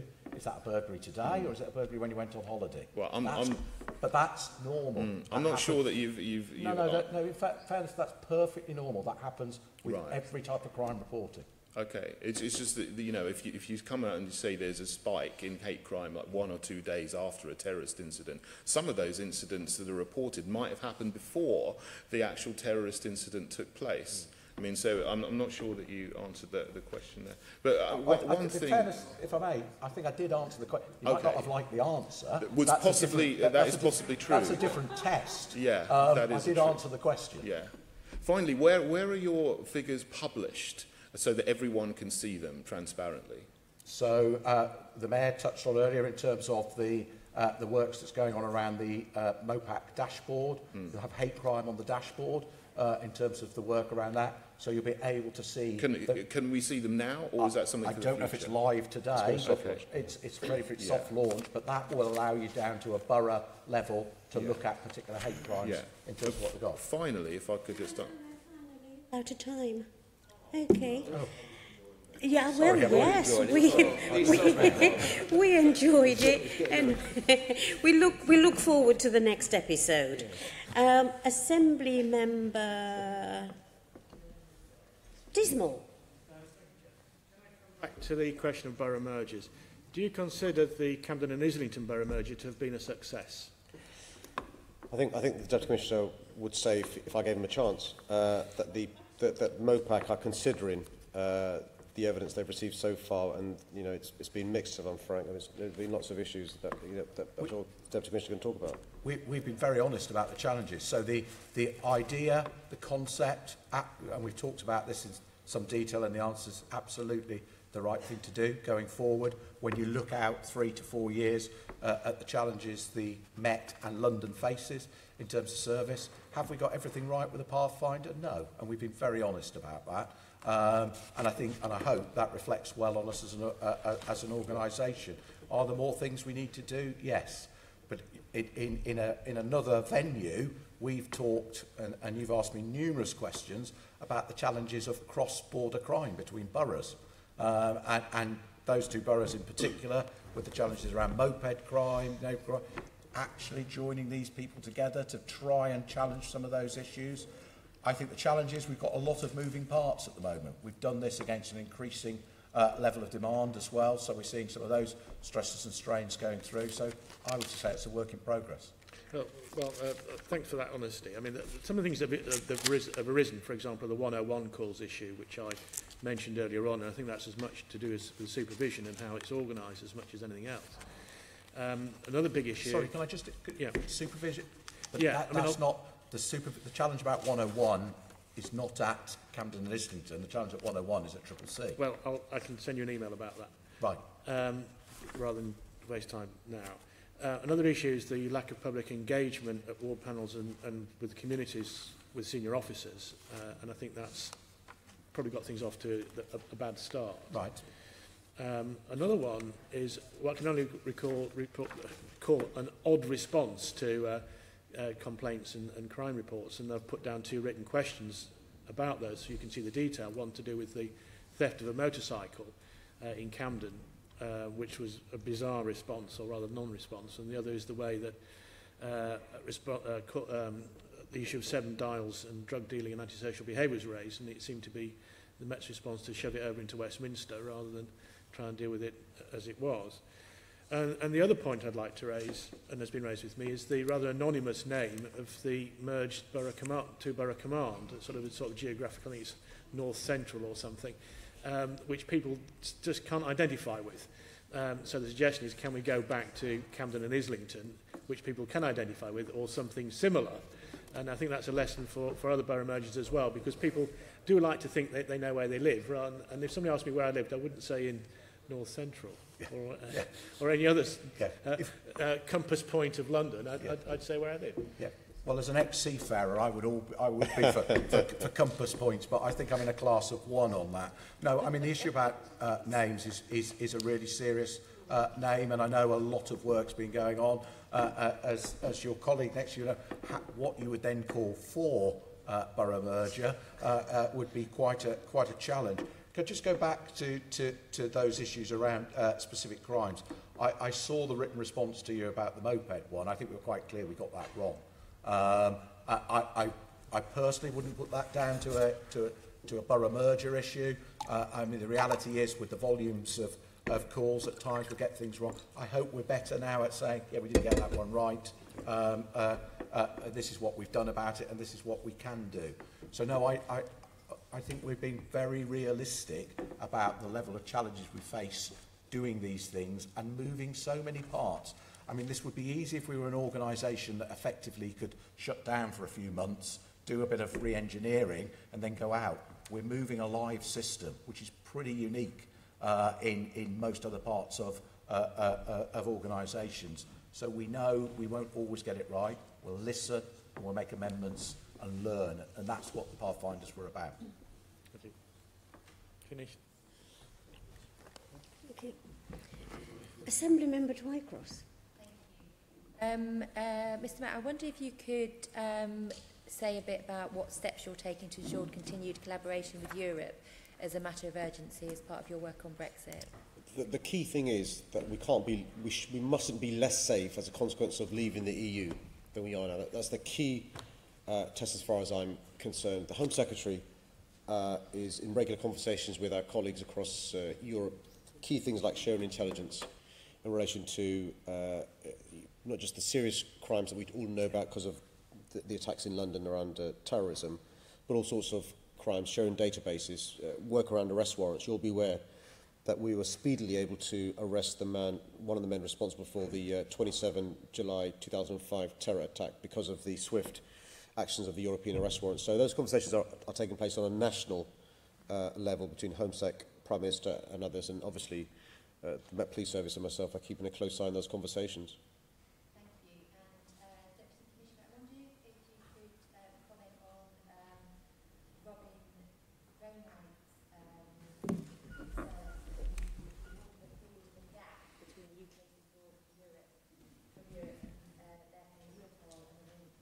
Renegotiated membership. What would be the consequences of such a gap for London's policing?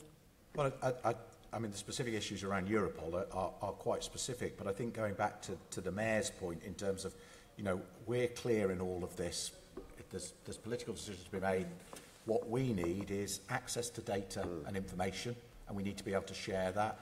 And I don't sense, I've had the great privilege of working with many of our European colleagues. I think police officers, no matter what system's in place, intuitively know that's what works, wherever you might happen to be in whatever jurisdiction. I think the issue about the ability to have processes like arrest warrants and those sorts of things that work across jurisdictional boundaries when London's a global city are absolutely vital. The ability as we move forward to be able to move biometrics between countries as we go forward. Those are the things that the service will say, that's what we need to be able to work in whatever framework politicians put in place. I'm confident that we are being listened to collectively in terms of that. I don't get a sense that with anyone, no matter what people's politics are, people want a less safe country. No, absolutely. And I wonder if you could comment a bit more on the data. You mentioned the sort of sharing of data. Because, as you'll be aware, no countries outside the EU have got access to the Schengen II database. It took a while to negotiate for Britain to get access, as although we are a member state, we've never been a member of the Schengen area. What use is the database to policing in London, and is it important that we continue to have access to it? Well, there are a number of databases. Without getting too technical, there's another one called PROM. There's a whole range of European databases that we work with other colleagues to make sure we've collectively got the data for. So absolutely, as we go forward, it's being clear which of those we can get access to, where that data sits, who owns it and who holds it, and how we then use it. So I wouldn't focus on just one database. There are a number of systems that we need access to. So what we talk about is, as I described, that capability. Can we share information and intelligence in a way that's proper, ethical and legal? Can we access key data, biometrics, in a proper way that's legal and ethical? And do we have reciprocity in some form of legal arrangements that allow us, if a person pops up on the streets of London and we know they're wanted in Paris, can we actually do something about it? Okay, and how important is that data? That data and access to that is absolutely vitally important to policing a global city. Okay, thank you. Can I say, it's not just about, I know your time's short, it's not just about data, it's about working together with our colleagues across Europe in the Paris attack, in the Nice attack, in the Brussels attack. I've been really impressed by the bilateral relations there are. We always learn from colleagues across Europe, and that's got to carry on. Great, thank you. Mr. Mayor, the annual HMIC report of 2016 said that the police service isn't the only public service charged with meeting the needs of the vulnerable people, but increasingly is being seen as a first port. This is particularly true in respect of people suffering from mental illness, and until mental health is given the same priority as physical health in terms of resources for funding, the police will continue to play a large role in dealing with people with mental health problems. Given that the Metropolitan Police last year dealt with something like 61,000 calls for mental health, what do you think is the role of the Metropolitan Police in mental health in London? Can I firstly thank you for your support to Thrive London, Anka. I mean, basically, one of the reasons why we launched Thrive London was to coordinate better the response from the public, private, voluntary organisations to do better in London dealing with the issue of mental well-being. Mental well-being affects all Londoners. More than 2 million Londoners have mental health issues. 10% of young children below 16 have poor mental health, so it affects all of us. The police service, because they're seen as being responsive, reactive, and in the community, often are the first port of call for many vulnerable Londoners who have mental health issues. If I'm honest, I think that's not a skill set the Met Police are necessarily the best at, because their job is preventing crime, fighting crime, but often they've got no choice because others have not provided the service that people need. I am concerned that people with mental health issues, for their own safety often, for the safety of others, are being taken to police stations rather than hospitals. I am concerned about the cuts to CAMS for child adolescent mental health services, which means young people are often walking the streets when they should be being looked after. Actually, when you look at the issue of the rise in knife crime and other forms of crime, sometimes there's a link between mental health. That's why I know some people criticise me over there for taking time to consult Londoners about my knife crime strategy. But that was to make sure we took on board the concerns that people had around mental health linked with criminality. And so it's really important. Look, when you visit a prison, and I'm afraid, being the Shadow Justice Secretary and being a former lawyer, I've visited too many prisons. Often, people in our prisons have mental health issues. Something like 70% have multiple mental health issues. So, look, Thrive London is the start of the process. You'll be hopefully working with us like you have been in the last year to make it a success. And I'm looking forward to London reaping the benefits of Thrive London. It is the case, but we've nicked it from New York, Thrive New York, as will be better. Yeah. Well, Mr. Mayor, let me formally commend you for putting this report out. It's a wonderful initiative you've taken. Let me ask the Deputy Commissioner, have you seen an increase in the calls to the police over the last 1 year for mental health related problems? I haven't got the figures broken down. But have you seen an increase? What's your perception of it? So if you talk to operational officers, yes. I use the figure about 175 calls a day around mental health. Now, if you think realistically, that will be as at one level, it would be someone suffering a mental health crisis where officers, and I hate to say, when I say this, I am not criticising mental health professionals who I think do an amazing job. But officers regard themselves as the only service when someone's in mental health crisis. And I'd support the Mayor. I don't have the skills to help you in a mental health crisis. but I'm often, or people like me, are often the people that turn up to help you. And I think that's a real challenge for us as London. And given that you've seen this increase, why do you think we've seen this increase being more? I think it's a variety of things. I think we're seen as a can-do service. Frankly, we're also 24 hours and available. There is a real issue with public services that are not perceived as available and accessible. So we are, and people will come, and we will do something because we have a duty of care. Thank you for that question. Okay, thank you. Assembly Member Shaw. Thank you. Mr. Mayor, how prepared is the Metropolis for any large-scale antisocial behaviour incidents? You'll be aware, being a long-standing member of the Assembly, that actually warm summers, history tells us, are oftentimes for large-scale antisocial incidents. You remember last year around Hyde Park, you remember 2011, of course, where there were major disturbances across the country. One of the things we've got to do is make sure we've got good intelligence. We know what's going on amongst communities. I've been impressed by how the Met Police Service is in daily contact with the borough commanders across London. So they receive a regular, I call it a heat map, but basically if there are tensions locally, we know about it. The key issue is this, Navin. The evidence I've seen, and that includes from the national lead, Chief Constable Dave Thompson, around police preparedness. If there was, I'm told from the experts, disturbances / riots on the scale of 2011, I'm not sure. I'll let the Deputy Commissioner come in. I'm not sure we could cope and respond. Criticised as the people were in 2011, I'm not sure we could respond at that level in 2017. Deputy Commissioner. Yeah, so some reassurance and some worries, so professional worries. So I think reassurance in terms of the preparedness in London, you'll know since 2011 the amount of work we've done around that, through to some of the incidents you've seen where one of the things that people have noticed is how quickly we're able to mobilise now. So we can do things quite differently here. The wider picture, we're doing a piece of work with National Police Chiefs Council and others talking about how, if there was a reoccurrence of 2011, would the entire system, so that's all the 42 forces in the country, would be able to respond to that. And that data is less clear at the moment. And that is a real challenge. So what's happening for some of the larger forces, when you ask for aid from other forces in the system, they do struggle now to provide some of those levels of assistance. And just my final line of this on a time short is, you'll remember in 2011 we were helped by other police forces. Well, Chief Constable David Thompson has said, and I quote, "We'd have real challenges in dealing with something like 2011 riots again." Well, thank you for that. A 2011 HMIC report into the riots concluded, and I will quote this, "Police estimate that they need to outnumber rioters by 3 or 5 to 1 if they are to make arrests and disperse groups. A much higher level of resource than is needed to hold a line and protect territory," unquote.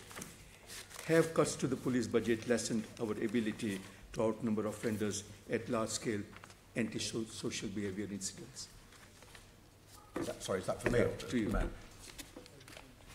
So I think it would, as Dave Thompson's letter said, the system would be challenged now if you saw the levels of 2011 across the country.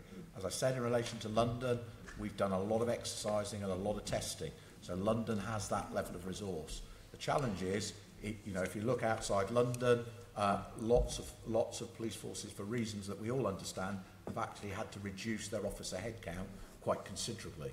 So the challenge for us going forward is, can we make that whole system work? That's why we've increasingly talked in policing as professionals of understanding policing as a system. If you try and say, well, it's just about this bit of policing, you miss the fact that when things really do press, as we've seen over the last few months, you need every bit of that system to work.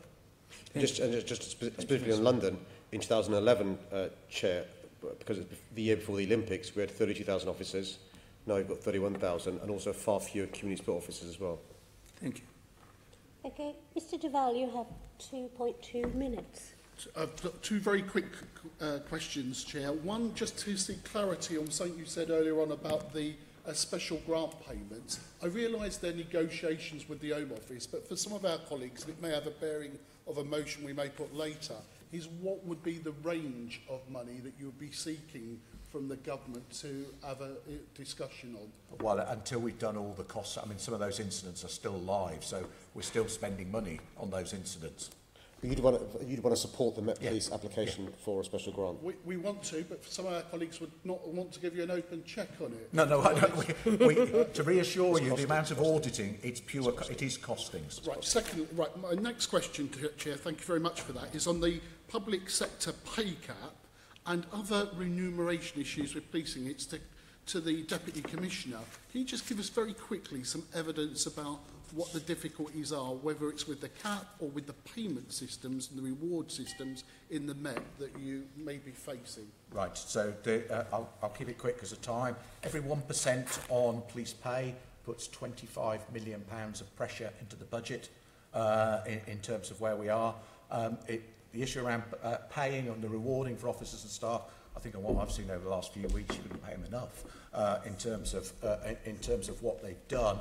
And the tremendous achievement. But absolutely the decision whether to lift the pay cap is absolutely a political and national decision in terms of the budget. We don't control that from London. Can I just add also, don't forget overtime.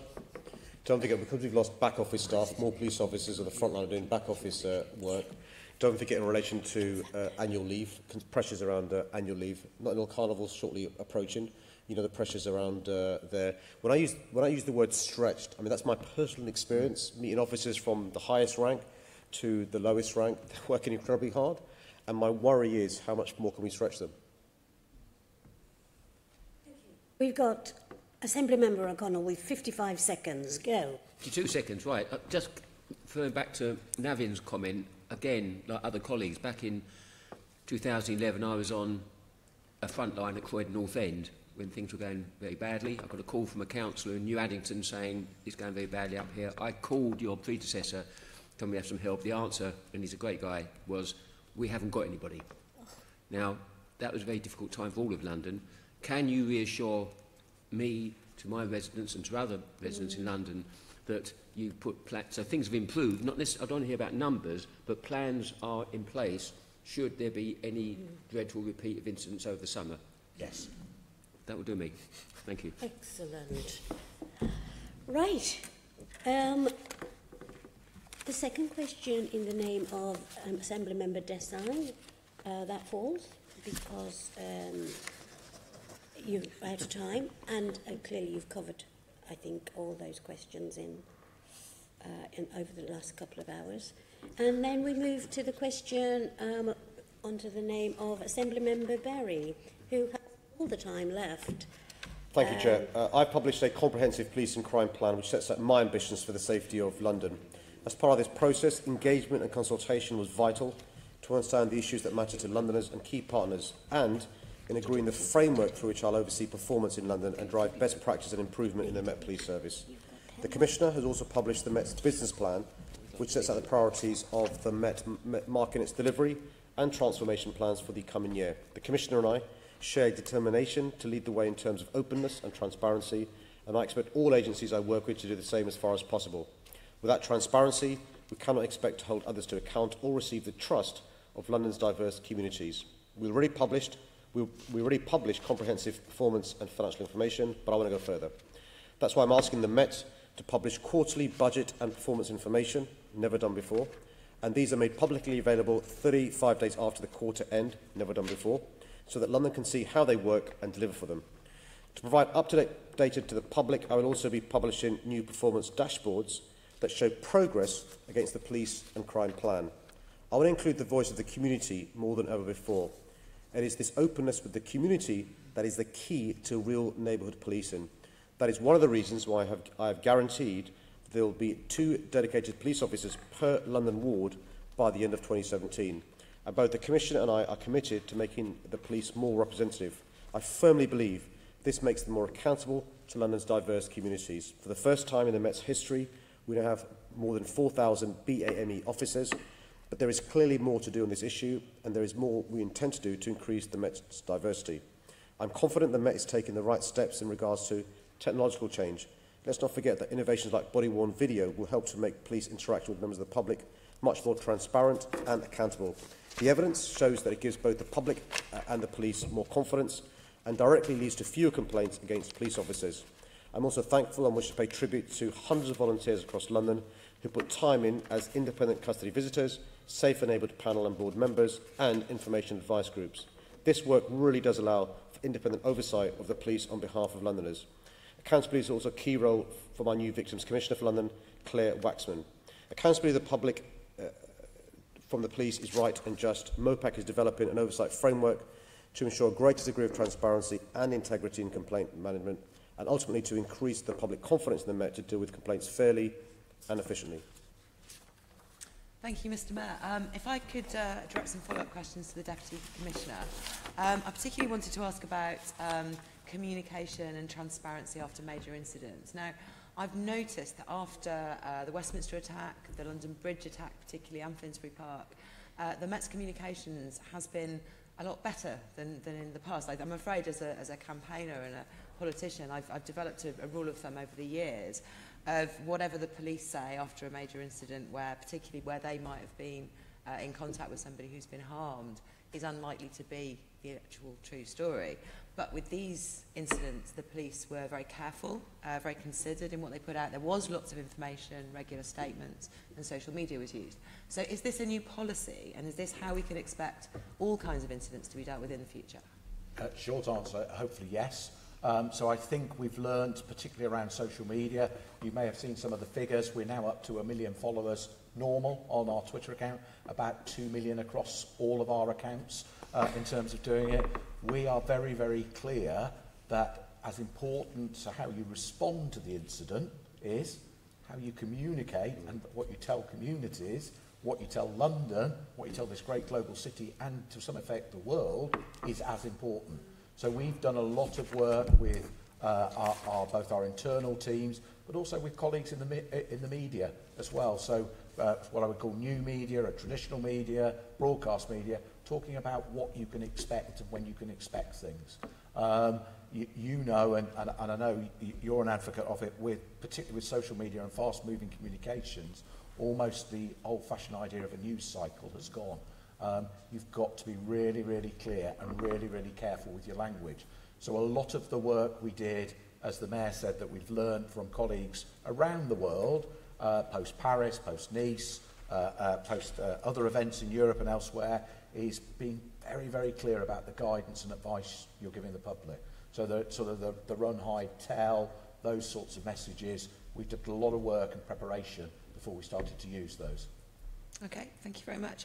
I also want to ask about some of the criticism there's been about the lack of a realistic estimate of the deaths that have occurred at Grenfell. I understand the police are in control of that estimate, and I completely understand why the community there's a lot of pain there, and they're crying out for a better number. Is there anything you can tell me about why that number has stayed so low, and why you can't make a better estimate? Well, the team, I'm not actually working on that investigation, so I'll be a bit careful for obvious reasons about what I say. But without wanting to go into too much of the difficult detail, this is actually quite a painstaking task in terms of working through. As you know from what colleagues said, in some premises they've found no one in terms of the address and premises. That doesn't mean there was no one there. They've just got no records. They've got no. We've talked about the issues around sublets and a various variety of things. So this is quite a complex picture. Now, absolutely, the command team are absolutely clear about getting there, but getting there with the right number. One of the challenges of any of us who've been around these high-profile incidents, if you think back in our history, when we've talked about it and got the numbers wrong, that has been a bigger challenge the other way, i.e. saying, more people died than did. So I absolutely understand, and that is terribly frustrating for families and victims. We're moving with the coroner as fast as we can to complete that process.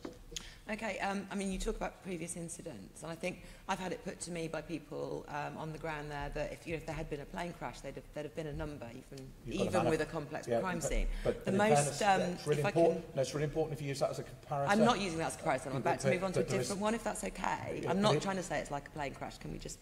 But there's a manifest, so you can do it. Can we just part that? Because that's absolutely true.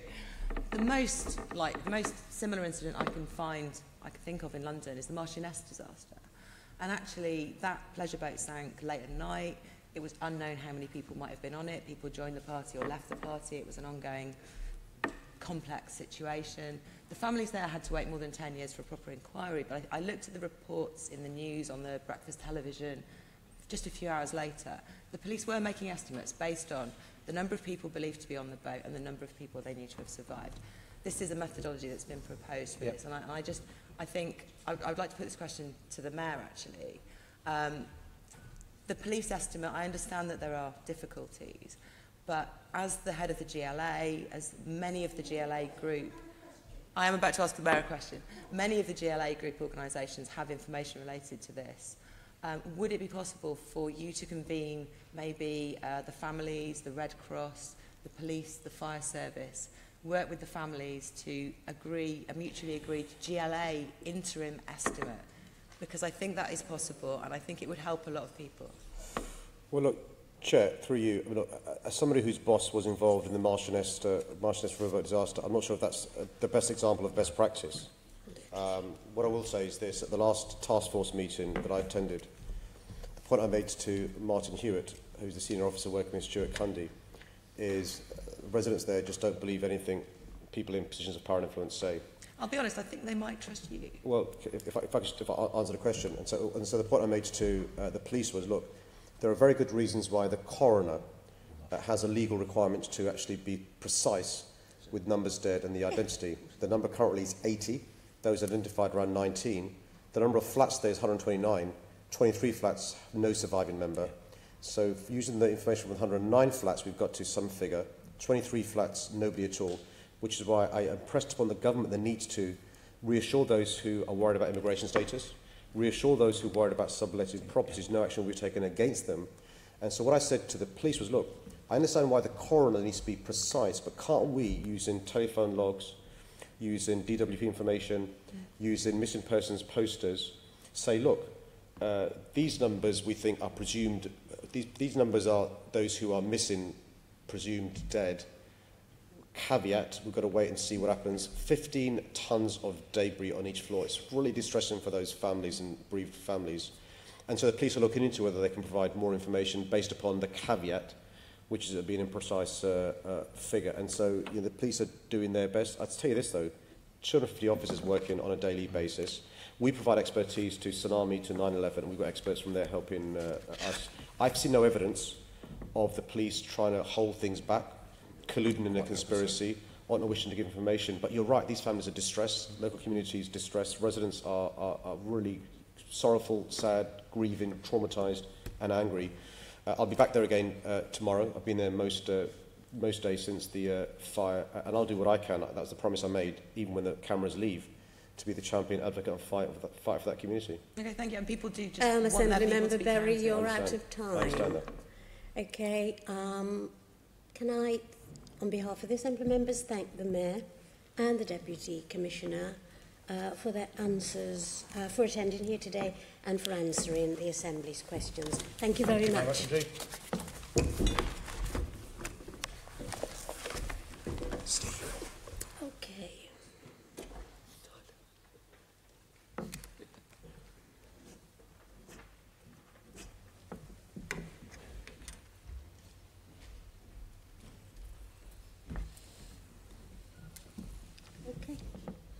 So we go to part B, which is the motion set out on the agenda in my name in relation to the question and answer sessions, namely to note the answers to the questions asked. I understand that I have a motion in the name of the Assembly Member McCartney to amend this motion.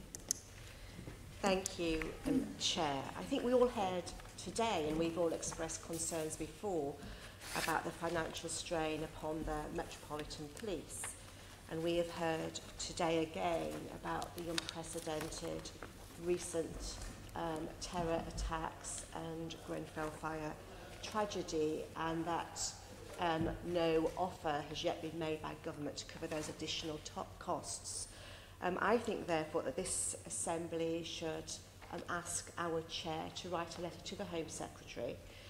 We have heard from the Deputy Commissioner that they have started contacting the Home Office and talking about those additional costs, but that their concern is that to meet that exceptional payment criteria, it has to be 1% of annual total budget, and there is concern that they will not meet those strict requirements.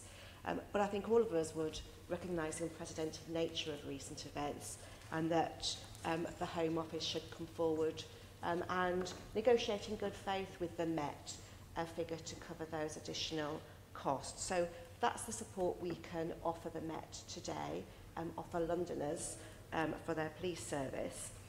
I understand the concern about putting a figure on the cost, but as we heard from the Deputy Commissioner, that is an ongoing investigation, so costs are currently being incurred. And I don't think it would be right to us to put a figure on it today, because we don't know what that figure is. But I think it's really about sending a message to Londoners and our police service that we support them in their efforts, and that we think the Home Office should come forward and offer an additional payment.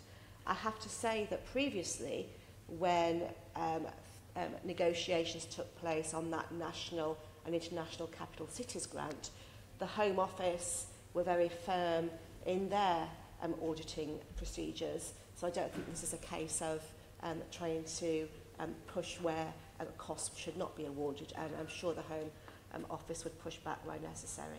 But I move the amendment. Thank you very much. Can I have a second? Is that Assembly Member Duval? I formally second, Chair. Okay, Assembly Member Pigeon. Oh no, you didn't indicate you were going to speak.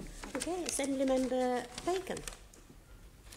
Thank you, Madam Chairman. Do you know, it's a matter of regret that debates like this invariably descend into party political slanging matches, because actually there's broad unanimity on these subjects, I think. The 1% that Assembly Member McCartney refers to, of course, the Met's budget is 3.2 billion, so the additional cost would have to reach 32 million to trigger the additional funding, and it has been a strain on the police. I doubt it would be 32 million, but that said, it is undisputed that the police have had additional cost burdens to bear in recent months. So, on principle, I think that my group will support this. We were keen, and I appreciate the sincere attempt that Assembly Member Duval made to put a cost on it, because we don't want to necessarily be seen to be signing a blank cheque, and all sorts of things could be added in as a cost pressure, which might not be right, but whatever. I also appreciate that Deputy Commissioner Mackie was unable to give a figure at the moment because they're just working it out. So none of this is in any way unreasonable. So on principle, my group will support this, but we do reserve the right. If these costs come back and they're a bit padded, we might take that support back. But in principle today, I think it's perfectly right that the Assembly unite around this and support this motion unanimously, and then it gets sent off to the Home Office as such. Thank you, Chair. Okay, thank you. No other speakers? Can Assembly Member Duval, you moved formally. No. Sorry, what did you say? Summation? Assembly Member McCartney? No? No need to sum up. Let's go to the vote. Those in favour of the motion as amended? Unanimous. Thank you, and we'll get on to writing that letter today at the end of this meeting. Okay, let's move to item 4. Petitions. Can I ask Assembly Member Dismore to present the petition listed on the agenda in his name? Thank you. Thank you, Chair. The petition's prayer is this: we, the undersigned, call on Transport for London to provide compensation to the residents affected by levels of tube noise which fail to comply with national and international standards of noise. And that has 244 signatures. Okay, thank you. Can I ask the Assembly to agree to forward the petition to the Mayor as Chairman of the Transport for London for a response? Agreed, yes.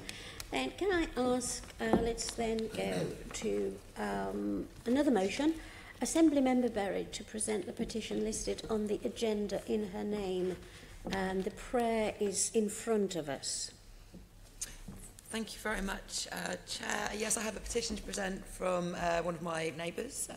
It's a petition's called Homes for People, Homes for Wildlife, and to summarise the prayer, if that's okay, it asks for the Mayor's support for a scheme whereby estate agents, letting agents would contribute towards bat boxes, bird boxes, insect homes when people move house. It has 164 signatures in all. Okay, thank you for summary. Can I ask the Assembly to agree to forward the petition to the Mayor as Chairman of Transport for London for a response? Yes? Agreed. Agreed. Yes. Yes. Please. Assembly Section 5, motions. Can we move the motion in the name of Assembly Member Dismore? Thank you, Chair. This is about dentistry, and as someone who's presently suffering from toothache, it's probably quite appropriate. And as it's about extractions, there seems to be 2 letters extracted from the original text somehow. And perhaps I could ask for a textual amendment to have, in the 4th line, the word inequalities rather than equalities, otherwise it doesn't make much sense. Could I say that I think it's a shocking fact that we have 10,000 children in London admitted to hospital every year to have their teeth taken out under general anaesthetic, apart from the impact that general anaesthetic has on anybody. And I also think it's a matter of regret that we have the lowest rates of dental attendance of all English regions, with 9 out of 10 councils having the lowest proportion of people attending the dentist. And particularly for children, because dental treatment for children, both checkups and treatment, is free on the NHS. And I think a lot of parents don't actually realise that it's free. According to the British Dental Association, 70% of parents aren't aware that children can have free dentistry on the NHS. And poor oral health isn't just about your teeth. It impacts on a whole variety of other things, including nutrition, development, ability to socialise and so forth, and ultimately hinders a person's long-term chances. So what this motion is about is asking the Mayor to include oral health improvement in the London Health Equality Strategy, bearing in mind the differences, even within London, on the extent to which children access dentistry. And the sort of things that could be done, some are relatively straightforward, like supervised toothbrushing in nurseries and schools, which provides a 3-to-1 return on the investment involved in this. In Wales, where this is happening, the proportion of 5-year-olds with decay fell by 12% over 8 years, so it's something that works. Sugar Smart City is another thing. An average 5-year-old apparently eats their weight in sugar every year, which is quite a horrible thought. And sugar is not just a large factor behind childhood obesity, it's also the single largest factor between the epidemic of tooth decay. So some councils, which I've identified in the motion, have worked with local businesses, schools, children's centres and so forth to promote healthier, lower sugar alternatives, and that's something else we can do as well. And I think the third important thing is something I'd mentioned before. We have to raise awareness of the fact that NHS dentistry is free for children. We have the lowest rate of dental attendance in London, of all regions in England. It's free, and I think some parents delay visits to the dentist because they're frightened about the cost. That is something we need to publicise as widely as we possibly can in London. So I would like to move this motion, and I hope that it'll have the support of all members in the Assembly today. Assembly Member Dr. Onker-Sahota to second the motion. I formally said and seconded it and reserve my right to speak.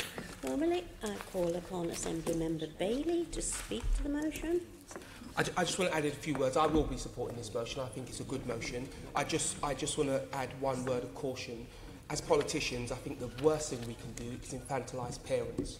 And anything that we ask for and aim for should always bear in mind that parenting is a responsibility, and we shouldn't try to place the state as a parent above parents. And I just worry slightly, just a little, not enough not to support it, that we're constantly asking for things that mean if you're a bad parent, somebody else will take care of it. And at some point, if you're a bad parent, the state cannot fill that gap.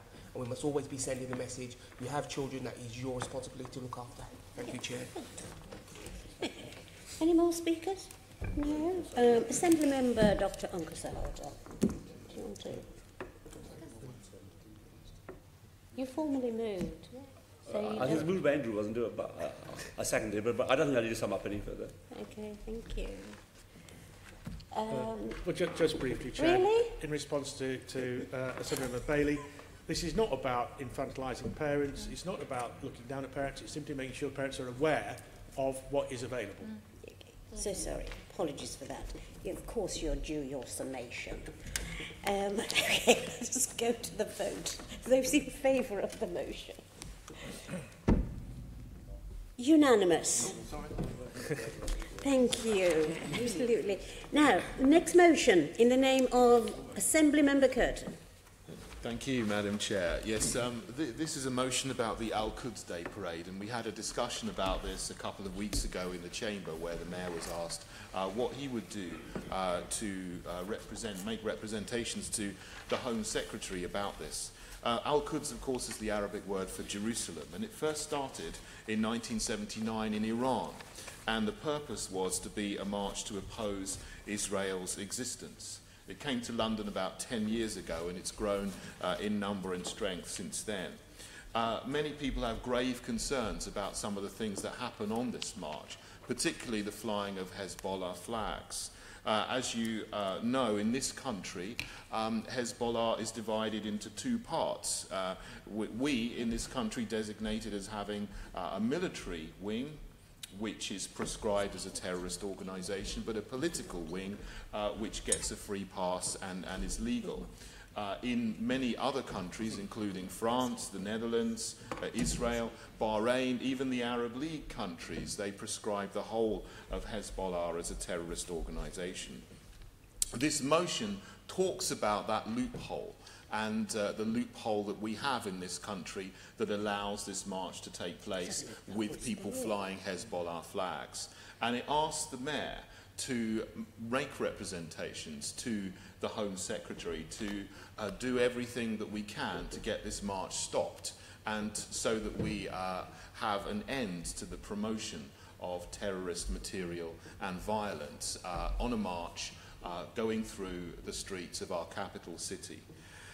If you had been at this march and seen it when it happened a few weeks ago, I've been told you would have seen signs, not just Hezbollah flags, but signs saying boycott Israel, Zionism equals racism, stop funding genocide, boycott Israel, end apartheid Israel.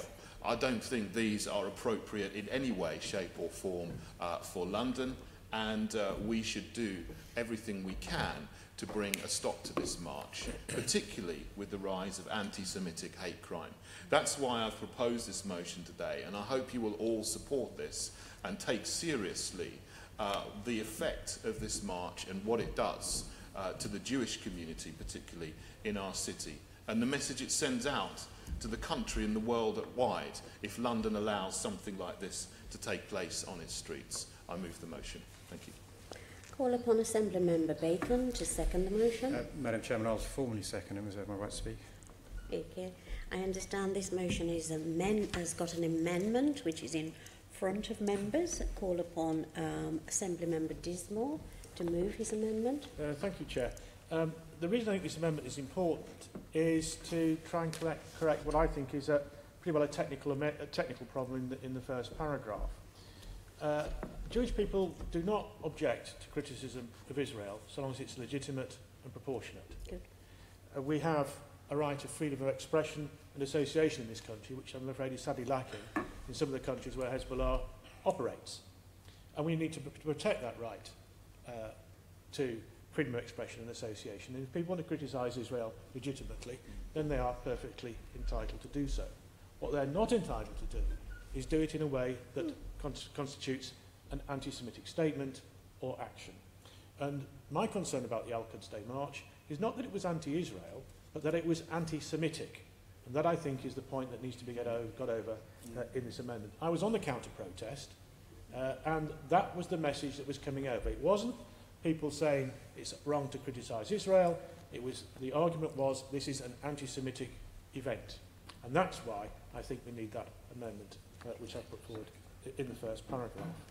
Now, I've long campaigned, as the Mayor said earlier on, for the entire prescription of Hezbollah. If there was a political wing, it wouldn't have a Kalashnikov on its flag, it would have a ballot box. Quite right. And it doesn't. Hezbollah is an international genocidal anti-Semitic terrorist organisation which calls for the murder of Jews worldwide. Even Hezbollah admits that it operates as one organisation. Both wings share the same flag.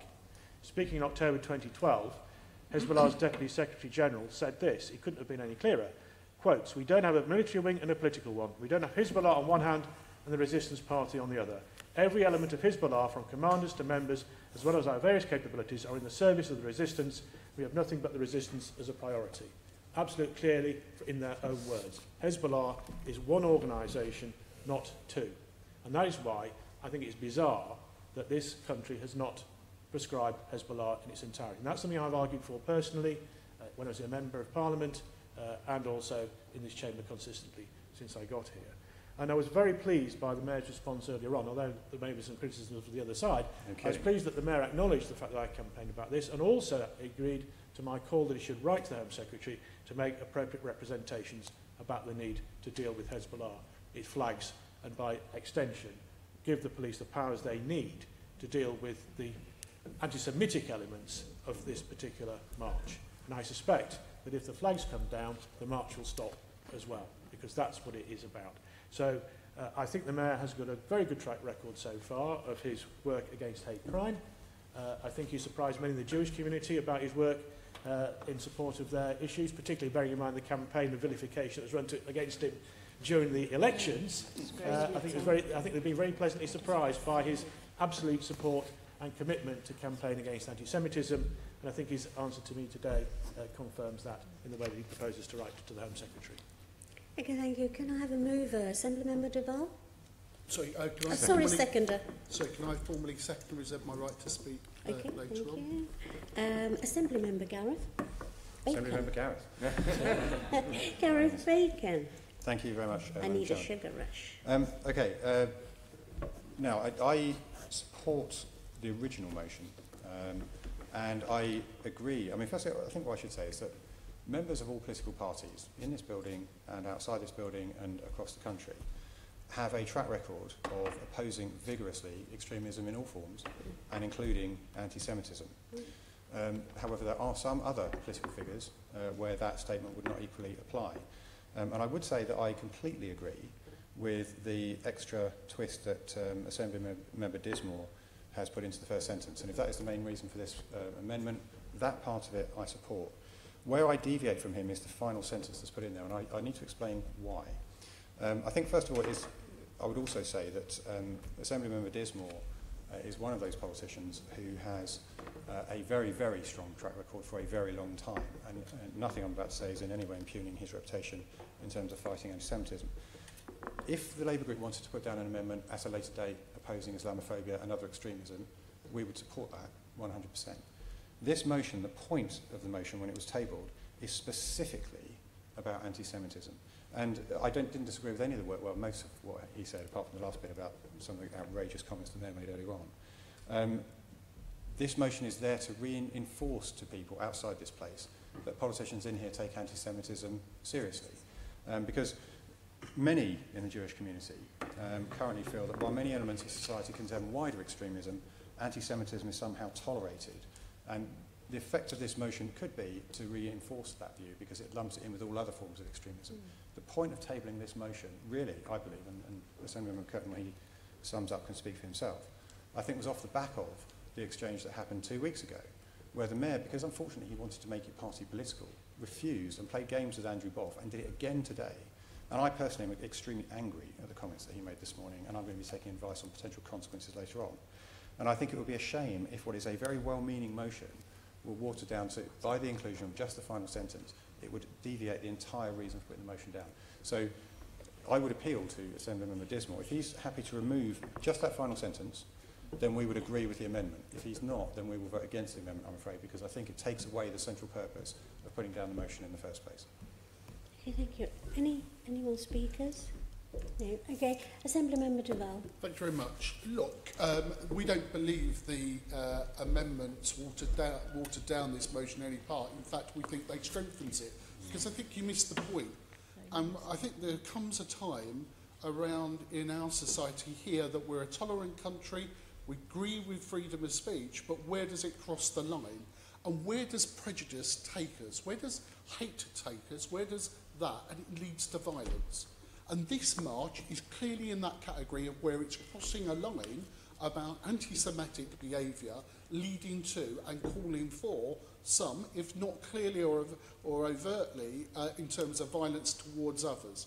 And that's why we've put that last part in, and it's about where it leads to.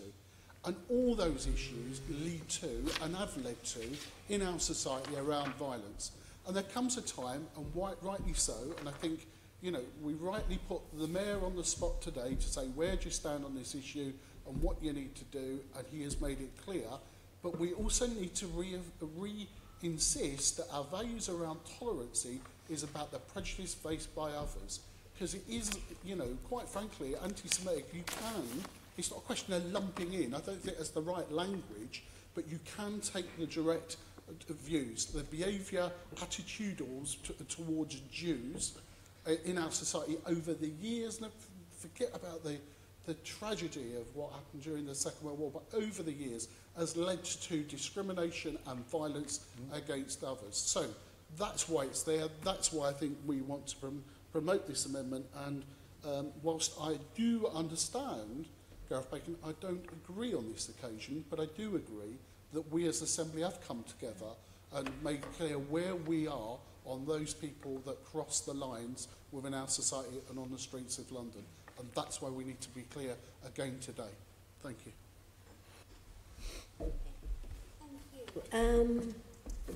Assembly Member Dismal, summation on your amendment. Thank you. Assembly Member Bacon, you reserved your right on the original motion. Do you wish to speak now? Just very briefly, I will, Madam Chairman. Just on a point of clarification, I've kind of got the feeling that the Assembly is going to approve the amendment, which means it would become the substantive motion. Should that be the case, then my group clearly will have to support the substantive motion, because we can't possibly oppose it, because we don't. We do agree that discrimination based on faith or any other classification is completely wrong. But I do regret the fact that it's being amended in this way, because on this particular case, the specific point of moving the motion in the first place was to directly oppose anti-Semitism, and not in a general, we oppose all forms of extremism, which of course we all do. I mean, to give you an example about why I think this is so important, this is, I don't know how many people can actually see this, but this is a tweet that was sent out, I haven't got a date on it, but it's by a young British lady, young woman, and it's entitled, "Went out to dinner with my family tonight wearing a Hezbollah t-shirt," proudly taking a photograph of the Hezbollah t-shirt, holding the rifle, as Assembly Member Dismore has shown. Now, this is the kind of thing that this motion is intended to combat. Would this woman have gone out wearing a swastika on her chest? I'd rather think not. Hezbollah has exactly the same motives as the Nazis. This is the kind of thing that this motion is intended to strike against. So we won't be supporting the amendment, but then when it becomes a substantive motion, if indeed it does, we will be supporting that. Thank you, Madam Chair. Okay, thank you very much. Assembly Member Curtin, summation on your original motion. On the original or on the amendment? No, on original. On the original motion, okay. Yeah, well, so far we've had a good debate, and Assembly Member Dismore did make a very, very good point about the first part of his amendment and changing it to say anti-Semitic rather than anti-Israel. And of course, we all do appreciate and your work that you've done with the Jewish community in your constituency for many, many years. So that is a very good point. I totally agree with Assembly Member Bacon upon the second part of the amendment, though, and adding the second larger sentence on which there hasn't been much debate is something that detracts from the purpose of the original motion. It is specifically to deal with this parade and to deal with the flying of these flags. And if you wanted to say something which was a more general point about discrimination, prejudice, hate and hate crime, then I think it would be appropriate to move that as another motion, a different motion. In fact, the word Islamophobia is in there. That wasn't something that you mentioned. That word was actually invented in a report commissioned by Trevor Phillips, which the Runnymede Trust did in 1997. And Trevor Phillips then spoke about this word, Islamophobia, and propagandized it and made it popular. He's now woken up to what he said and the real issues in this country, and he's said now that he regrets almost everything that was said in that report. He says, we got almost everything wrong. And there is a real concern about some issues to do with radical Islam, radical Islamism in this country. The word Islamophobia is not something that I would use in the context of this. A phobia is an irrational fear of something, an irrational fear of Islam. Some people do have genuine concerns about some of the writings, Islamic writings, and some people that take those writings to be literally true and applied in all times and all places. Not people who just consider they were for 7th century Arabia, but people who consider some of the aggressive Islamic writings to be applied now in 21st century Britain, France, America, and wherever. So to use the word Islamophobia, which has been popularized by Trevor Phillips, in the context of a motion which is specifically dealing with something which is an anti-Semitic rally, I think does detract from the purpose of this motion and makes it more general and tackles another issue which needs another motion. So I'm in the strange position here of having proposed the motion, of having to abstain on the substantive motion, because I agree with what I've said, I agree with Assembly Member Dismore's first point, but I don't agree with putting the last sentence in the motion here. So that is our position and what we will be doing here. I think I would welcome you, who put the motion, putting another one at another time. I think that I'm out of time there, Madam Chair. Right, what we have in front of us now is a vote on the amendment. Can I see those in favour of the amendment? 11, 12, 13. 13 in favour of the amendment. Those against the amendment? 7. So the amended motion now becomes the substantive motion. Can I see those in favour now of that substantive motion? 16, 17, 18. 18 in favour. Can I see those against the substantive motion in front of us? No, no show. So that substantive motion passes with a vote of 18. Thank you very much. Then we go. Sorry. Oh yes, we have to get your agreement to suspend standing order. Do you agree? Agree. Okay. Let's go then to 5.3. The second motion in the name of Assembly Member Kurt. Thank you, Madam Chair. Our second motion is on Uber. And Uber is something that came to London 3 or 4 years ago. Before then, there was a healthy competition between the black taxi trade and the private hire trade. Since Uber have come to London, the number of licenses granted to Uber drivers and vehicles has mushroomed, and the number of private hire vehicles or drivers has gone up from about 60 or 70,000 to approaching 120,000 today. There are grave concerns about Uber's operating practices.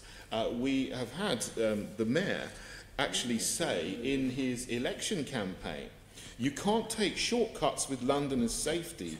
I'm putting private hire companies like Uber on notice. If I'm elected as mayor, it will be one strike and you're out. Even if just one of your drivers is found not to have gone through the right checks or not to hold legitimate documentation, then your licence to operate in the capital will be suspended instantly. He said that in 2015. Now, we come to the point today where the Mayor has just renewed Uber's licence for 4 months. I think he should have taken a stronger action a month ago when he did that, because there are grave concerns that Uber drivers do not have the right documentation, particularly on letters of code of conduct letters, the right insurance. There's evidence and allegations that drivers get hire and reward insurance to get their TfL licence, and then as soon as they've got their TfL licence, they swap it to a social and leisure insurance, meaning that they're not properly insured. There are concerns about drivers having dubious medical checks. There's concerns about the congestion and the pollution from so many private hire vehicles. There's concerns about safety, whether drivers driving with an Uber operating licence as their operator actually don't stop and become stationary before they take a job and play around with their mobile phones and their Uber apps to get jobs while they're still on the move. Of course, that's now illegal and highly detrimental to safety. I did ask the Deputy Chair for Transport, Val Shawcross, and the Transport Commissioner, Mike Brown, last week when they were here, how many vehicles and drivers have Uber as their operating licence. I'm still waiting to hear from them, but hopefully they will tell me soon. It's probably a very, very large number. Because of all these concerns, and other concerns as well, such as tax avoidance, the payment processing centre, I believe, is in the Netherlands, and the drivers earning far, far less than the minimum wage overall. The working practices, I believe, are bad for Londoners, they're bad for the drivers, they're bad for pollution, they're bad for safety. We've given Uber enough chances. It's now time to say we've got to put a stop to this, pull the plug, and not give Uber their licence when it comes up for renewal in September, because we need to put Londoners' safety first, and we need to put the welfare of our drivers and passengers first. Thank you. Thank you. Assembly Member Whittle, please second the motion. Speak now. Thank you, Madam Chairman. Yeah, I'll second this motion. It's getting on for 1 o'clock, so I'll be brief. But totally second what my colleague has said here. Do you know what happens every time in the mayoral elections? You know, talk to any black cab driver about this. You know, basically the candidates suck up to the black cab trade and they criticise Uber. This is exactly what we saw as well this time or last year as well. And basically then nothing is done. I'm looking at this from the point of view of the effect of Uber on the black cab trade, which basically is facing extinction.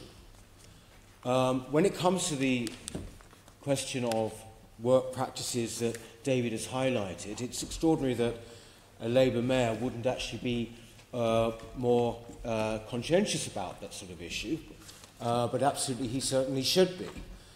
But I think the general picture here too is that one of the great trades and one of the safest ways of getting around London, one of the most respectable trades, is facing a form, or it's facing actually extinction. It's fighting for its very survival at the moment. This would be a wonderful way of actually helping our 300-year-old black cab industry. We're always saying how much we want to help them, but actually we don't really do very much in the end. It is not always just about money. It really isn't. And the fact is, this is a very good opportunity not only to stand up for Uber drivers who are obviously exploited as well, and also a company that pays very minimal amounts of tax here, but also to protect what we already have and that works so well. Because let's face it, you know, if you were making a cab service for some brand new city now, the sort of cab service you'd have would be the black cab service, actually, not Uber. So I am pleased to second this motion. Thank you. Okay, thank you. I have in front of me, as do members, a tabled amendment to this motion. Can I call upon Assembly Member Shaw to move? Oh, yes, to move his amendment. Thank you, Chair. If I may, before I move my amendment, through you, Chair, if I can ask Assembly Member Curtin if he's minded to accept the amendments that we put forward. Yeah, thank you. Yes, I will accept the amendment. Thank you. Chair, the motion very clearly expresses this Assembly's ongoing concerns about Uber and reiterates our clear stance that unless Uber is prepared to improve its working practices radically, we would want the Mayor to refuse the license when it comes up for renewal next time around. As we know, in March this year, we voted for zero tolerance of sweatshop conditions in London's licensed transport system. We called at that time on the Mayor to lobby government for powers for TfL to make workers' rights a condition of all future operator licensing, because the truth of the matter is that we should not accept anyone in London working for less than the minimum wage and not have even basic employment rights, and that is what the position we find Uber operating. I'm pleased that the Mayor has responded by saying that he's exploring what more he can do to protect workers' rights through the powers in his possession currently. And it is vital that the government responds urgently to the Mayor's request for a cap on private hire vehicles so that their increasing number of on London's roads can be adequately managed. It is also positive that Val Shawcross, Deputy Mayor for Transport, and Mike Brown, Commissioner of TfL, when quizzed in the Assembly on this issue, have been pretty open and supportive. On the matter of the conditions and workers' rights in licensing requirements, Commissioner did state that the exploitation of the drivers is a real concern to TfL, but TfL have very limited powers in this area. However, they continue to lobby the government heavily to see what further powers they can have to make the difference which is so rapidly required. It is timely, this motion, because the latest announcement yesterday by John Hayes, Transport Minister, about examination of Uber's employment practices by a new working group. And that upholds wide-ranging concerns about Uber. And this could result in stricter requirements on pay and workers' rights. Frankfield MP, in his latest statement, has called for the councils to demand minimum standards for the likes of Uber before granting them taxi licensing. That also is a very positive move, and I'm glad that Mr. Hayes has given his commitment to review the guidance given to local authorities to enforce standards at local level. Uber's appalling working practices are having certainly very detrimental impact on other PHV operators, black cabs, and is obvious even on their own drivers, as the motion very clearly states. It is high time that Uber's drivers are classified as employers, so that as employees, so that they are guaranteed to earn the minimum wage, and there is that end of exploitation, which is what we all are seeking. The Mayor has powers to refuse renewal of license if he is not satisfied that an applicant meets the necessary requirements. Also, the Mayor is able to impose additional conditions as he deems proper.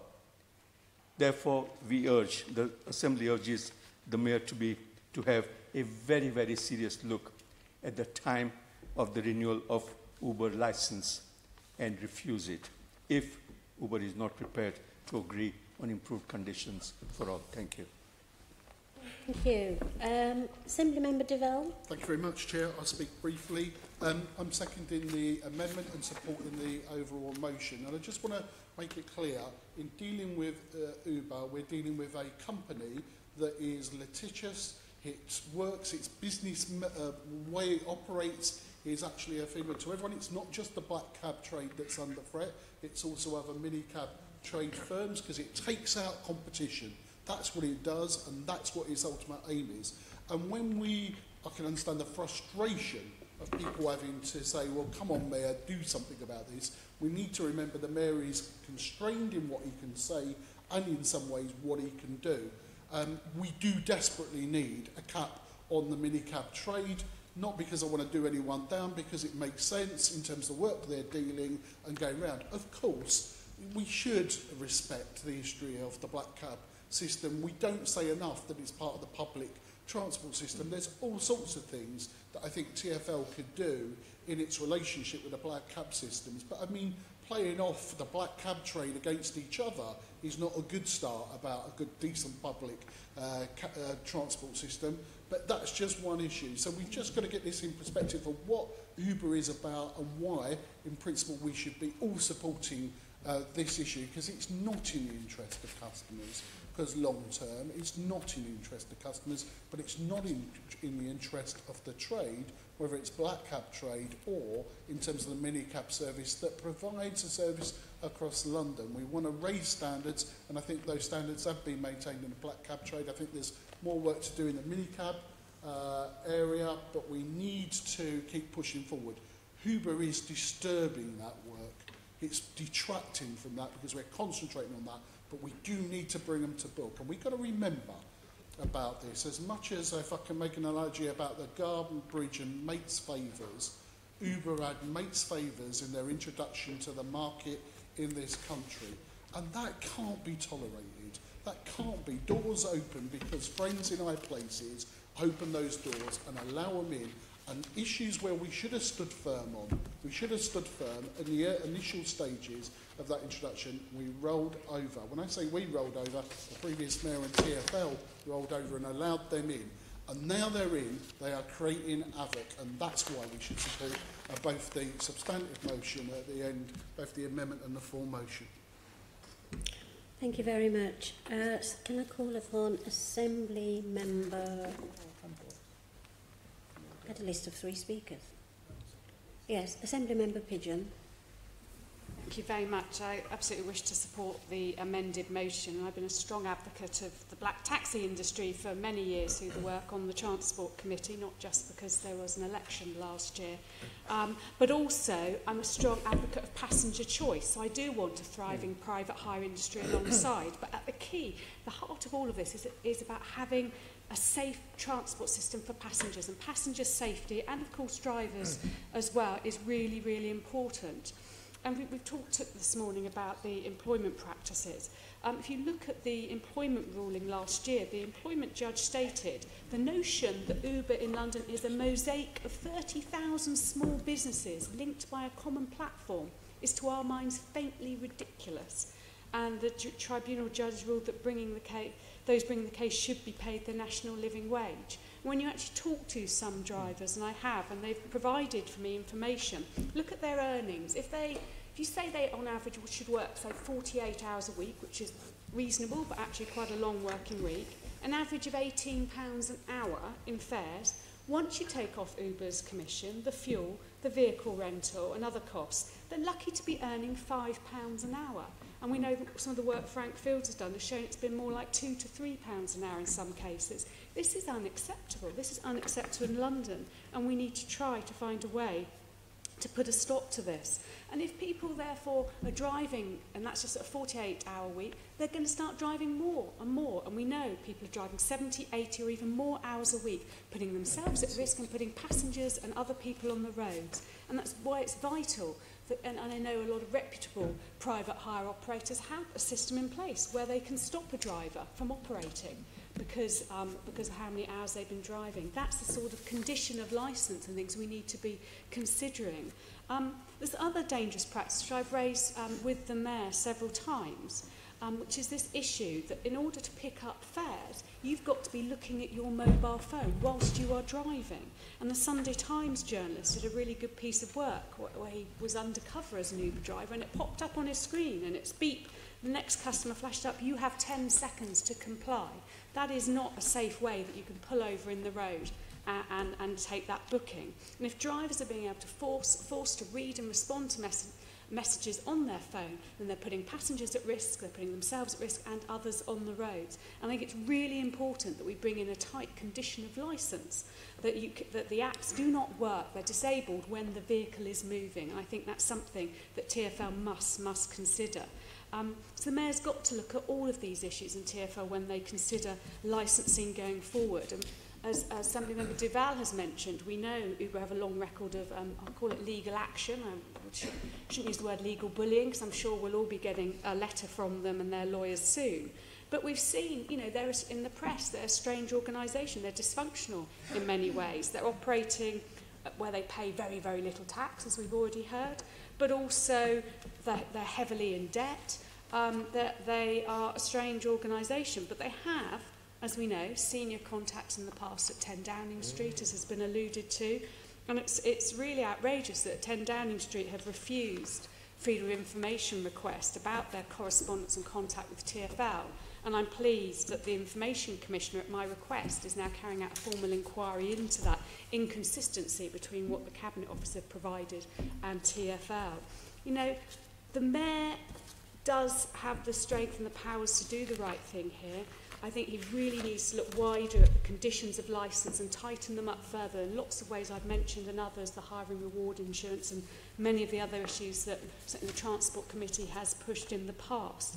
And I think, you know, as has been said, if Uber and others cannot meet these high requirements in terms of conditions of licence, then their licence should not be renewed, and I fully support this today. Thank you very much. Assembly Member Berry. Thank you very much, Chair. I think maybe the speaking lights are broken. So it's okay. Maybe I can just talk forever. No, we've got you on the clock. Please start. Excellent. Unfortunately, my colleague Caroline Russell can't be here today for family reasons. But that that prevents her from taking credit for putting a motion on precisely this topic of workers' rights and Uber's problems, and saying to the Mayor, which we all agreed, well, I don't know if we all agreed, anyway, the Assembly agreed that the Mayor should not be renewing the licence unless Uber sorts out its issues of workers' rights. As Greens, as the Green candidate for Mayor, I had some very in-depth, very honest conversations with both the representatives of the black cab trades, the black cab families as well as Uber during the mayor election. And we're very concerned about Uber's impact on the city, not just the way it treats its workers, not just the potential public safety risk of its workers being overworked and too tired to be at the wheel or distracted when at the wheel, but also the impact on traffic levels, the impact potentially on air pollution, and the impact on our economy of driving out of business lots of smaller businesses. So, yes, we will vote for this motion. If Caroline was here, she would have given a much better speech than me. Thank you. Thank you. Assemblymember Bailey. I won't retrace all the arguments that have been made about Uber. I'm not a particular fan of Uber. I just want to say two small points. To remove Uber's licence to defend other business, I think London has to look very carefully, because London cannot afford to not move forward with technology and developments in business. I'm not a fan of Uber. I think lots of their business practice needs to be looked at, and I welcome the inquiry and the working group that's going in Parliament now. But my most important piece is, I will probably abstain, not because I support Uber anyway, but because I'm worried about if you remove these cab drivers' ability to make some income. This needs to be managed better. If ultimately we removed Uber's licence, I'd probably be in favour of that, because the best way to deal with Uber is to force them to comply so they deliver a decent service, and I think that would change the business model they have and maybe make them non-viable in London. But I'm just worried, because I spoke to an Uber driver just the other day and he said, well, I don't have another job to go to. And we need to be very careful about just cutting it off. We need to manage Uber out so that the thousands of drivers that work for them can find alternative employment. I'm largely in favour of what's been said here today, and I feel like I've learned a few things as well, but I just worry about people who work with Uber who actually need the income, as small as it may be. Thank you. Okay, Assemblymember Dismond. Thank you, Chair. I just want to bring to the Assembly's attention yet another problem with Uber's business case, which I think most people aren't aware of. The way Uber operates, certainly as far as this part of my constituency is concerned, is this.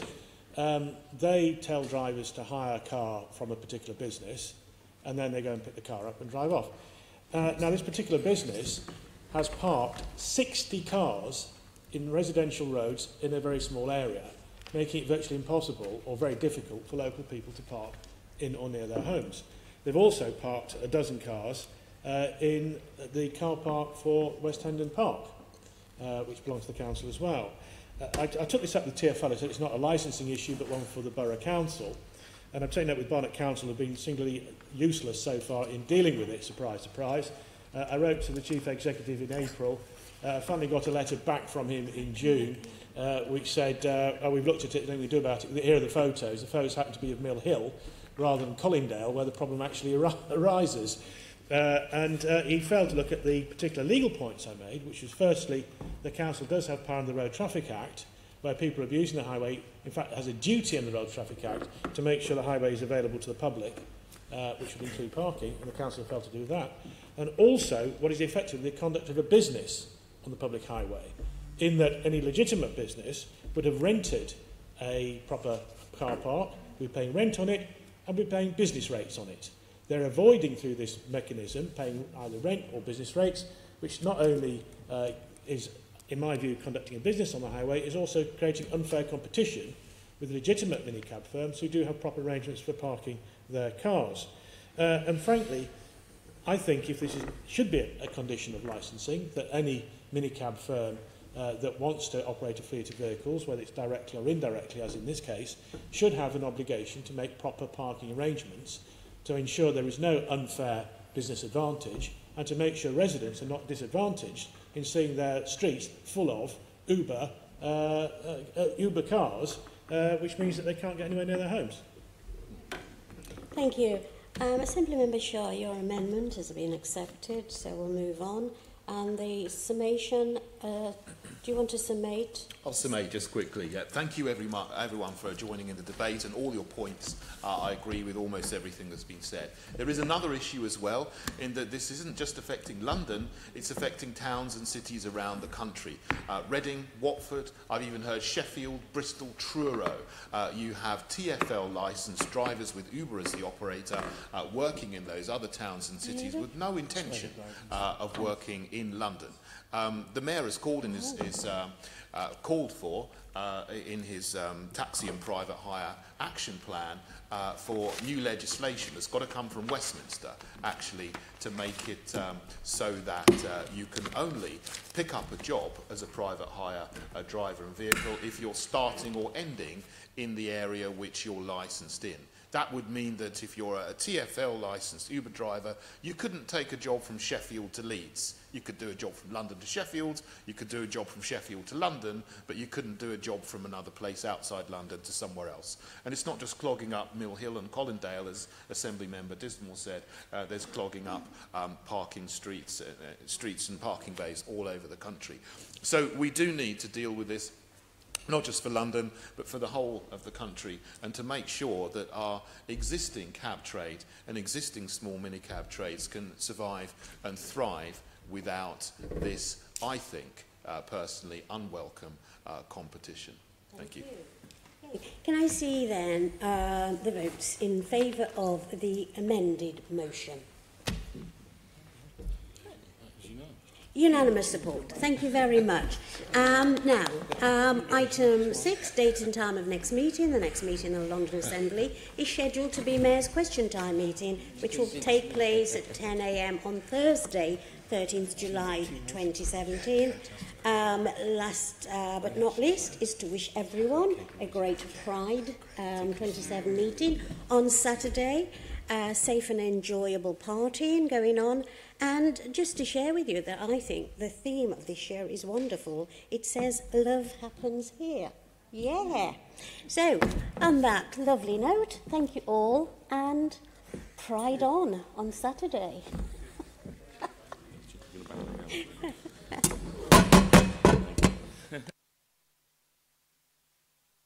GLA, Chamber, Sound. GLA,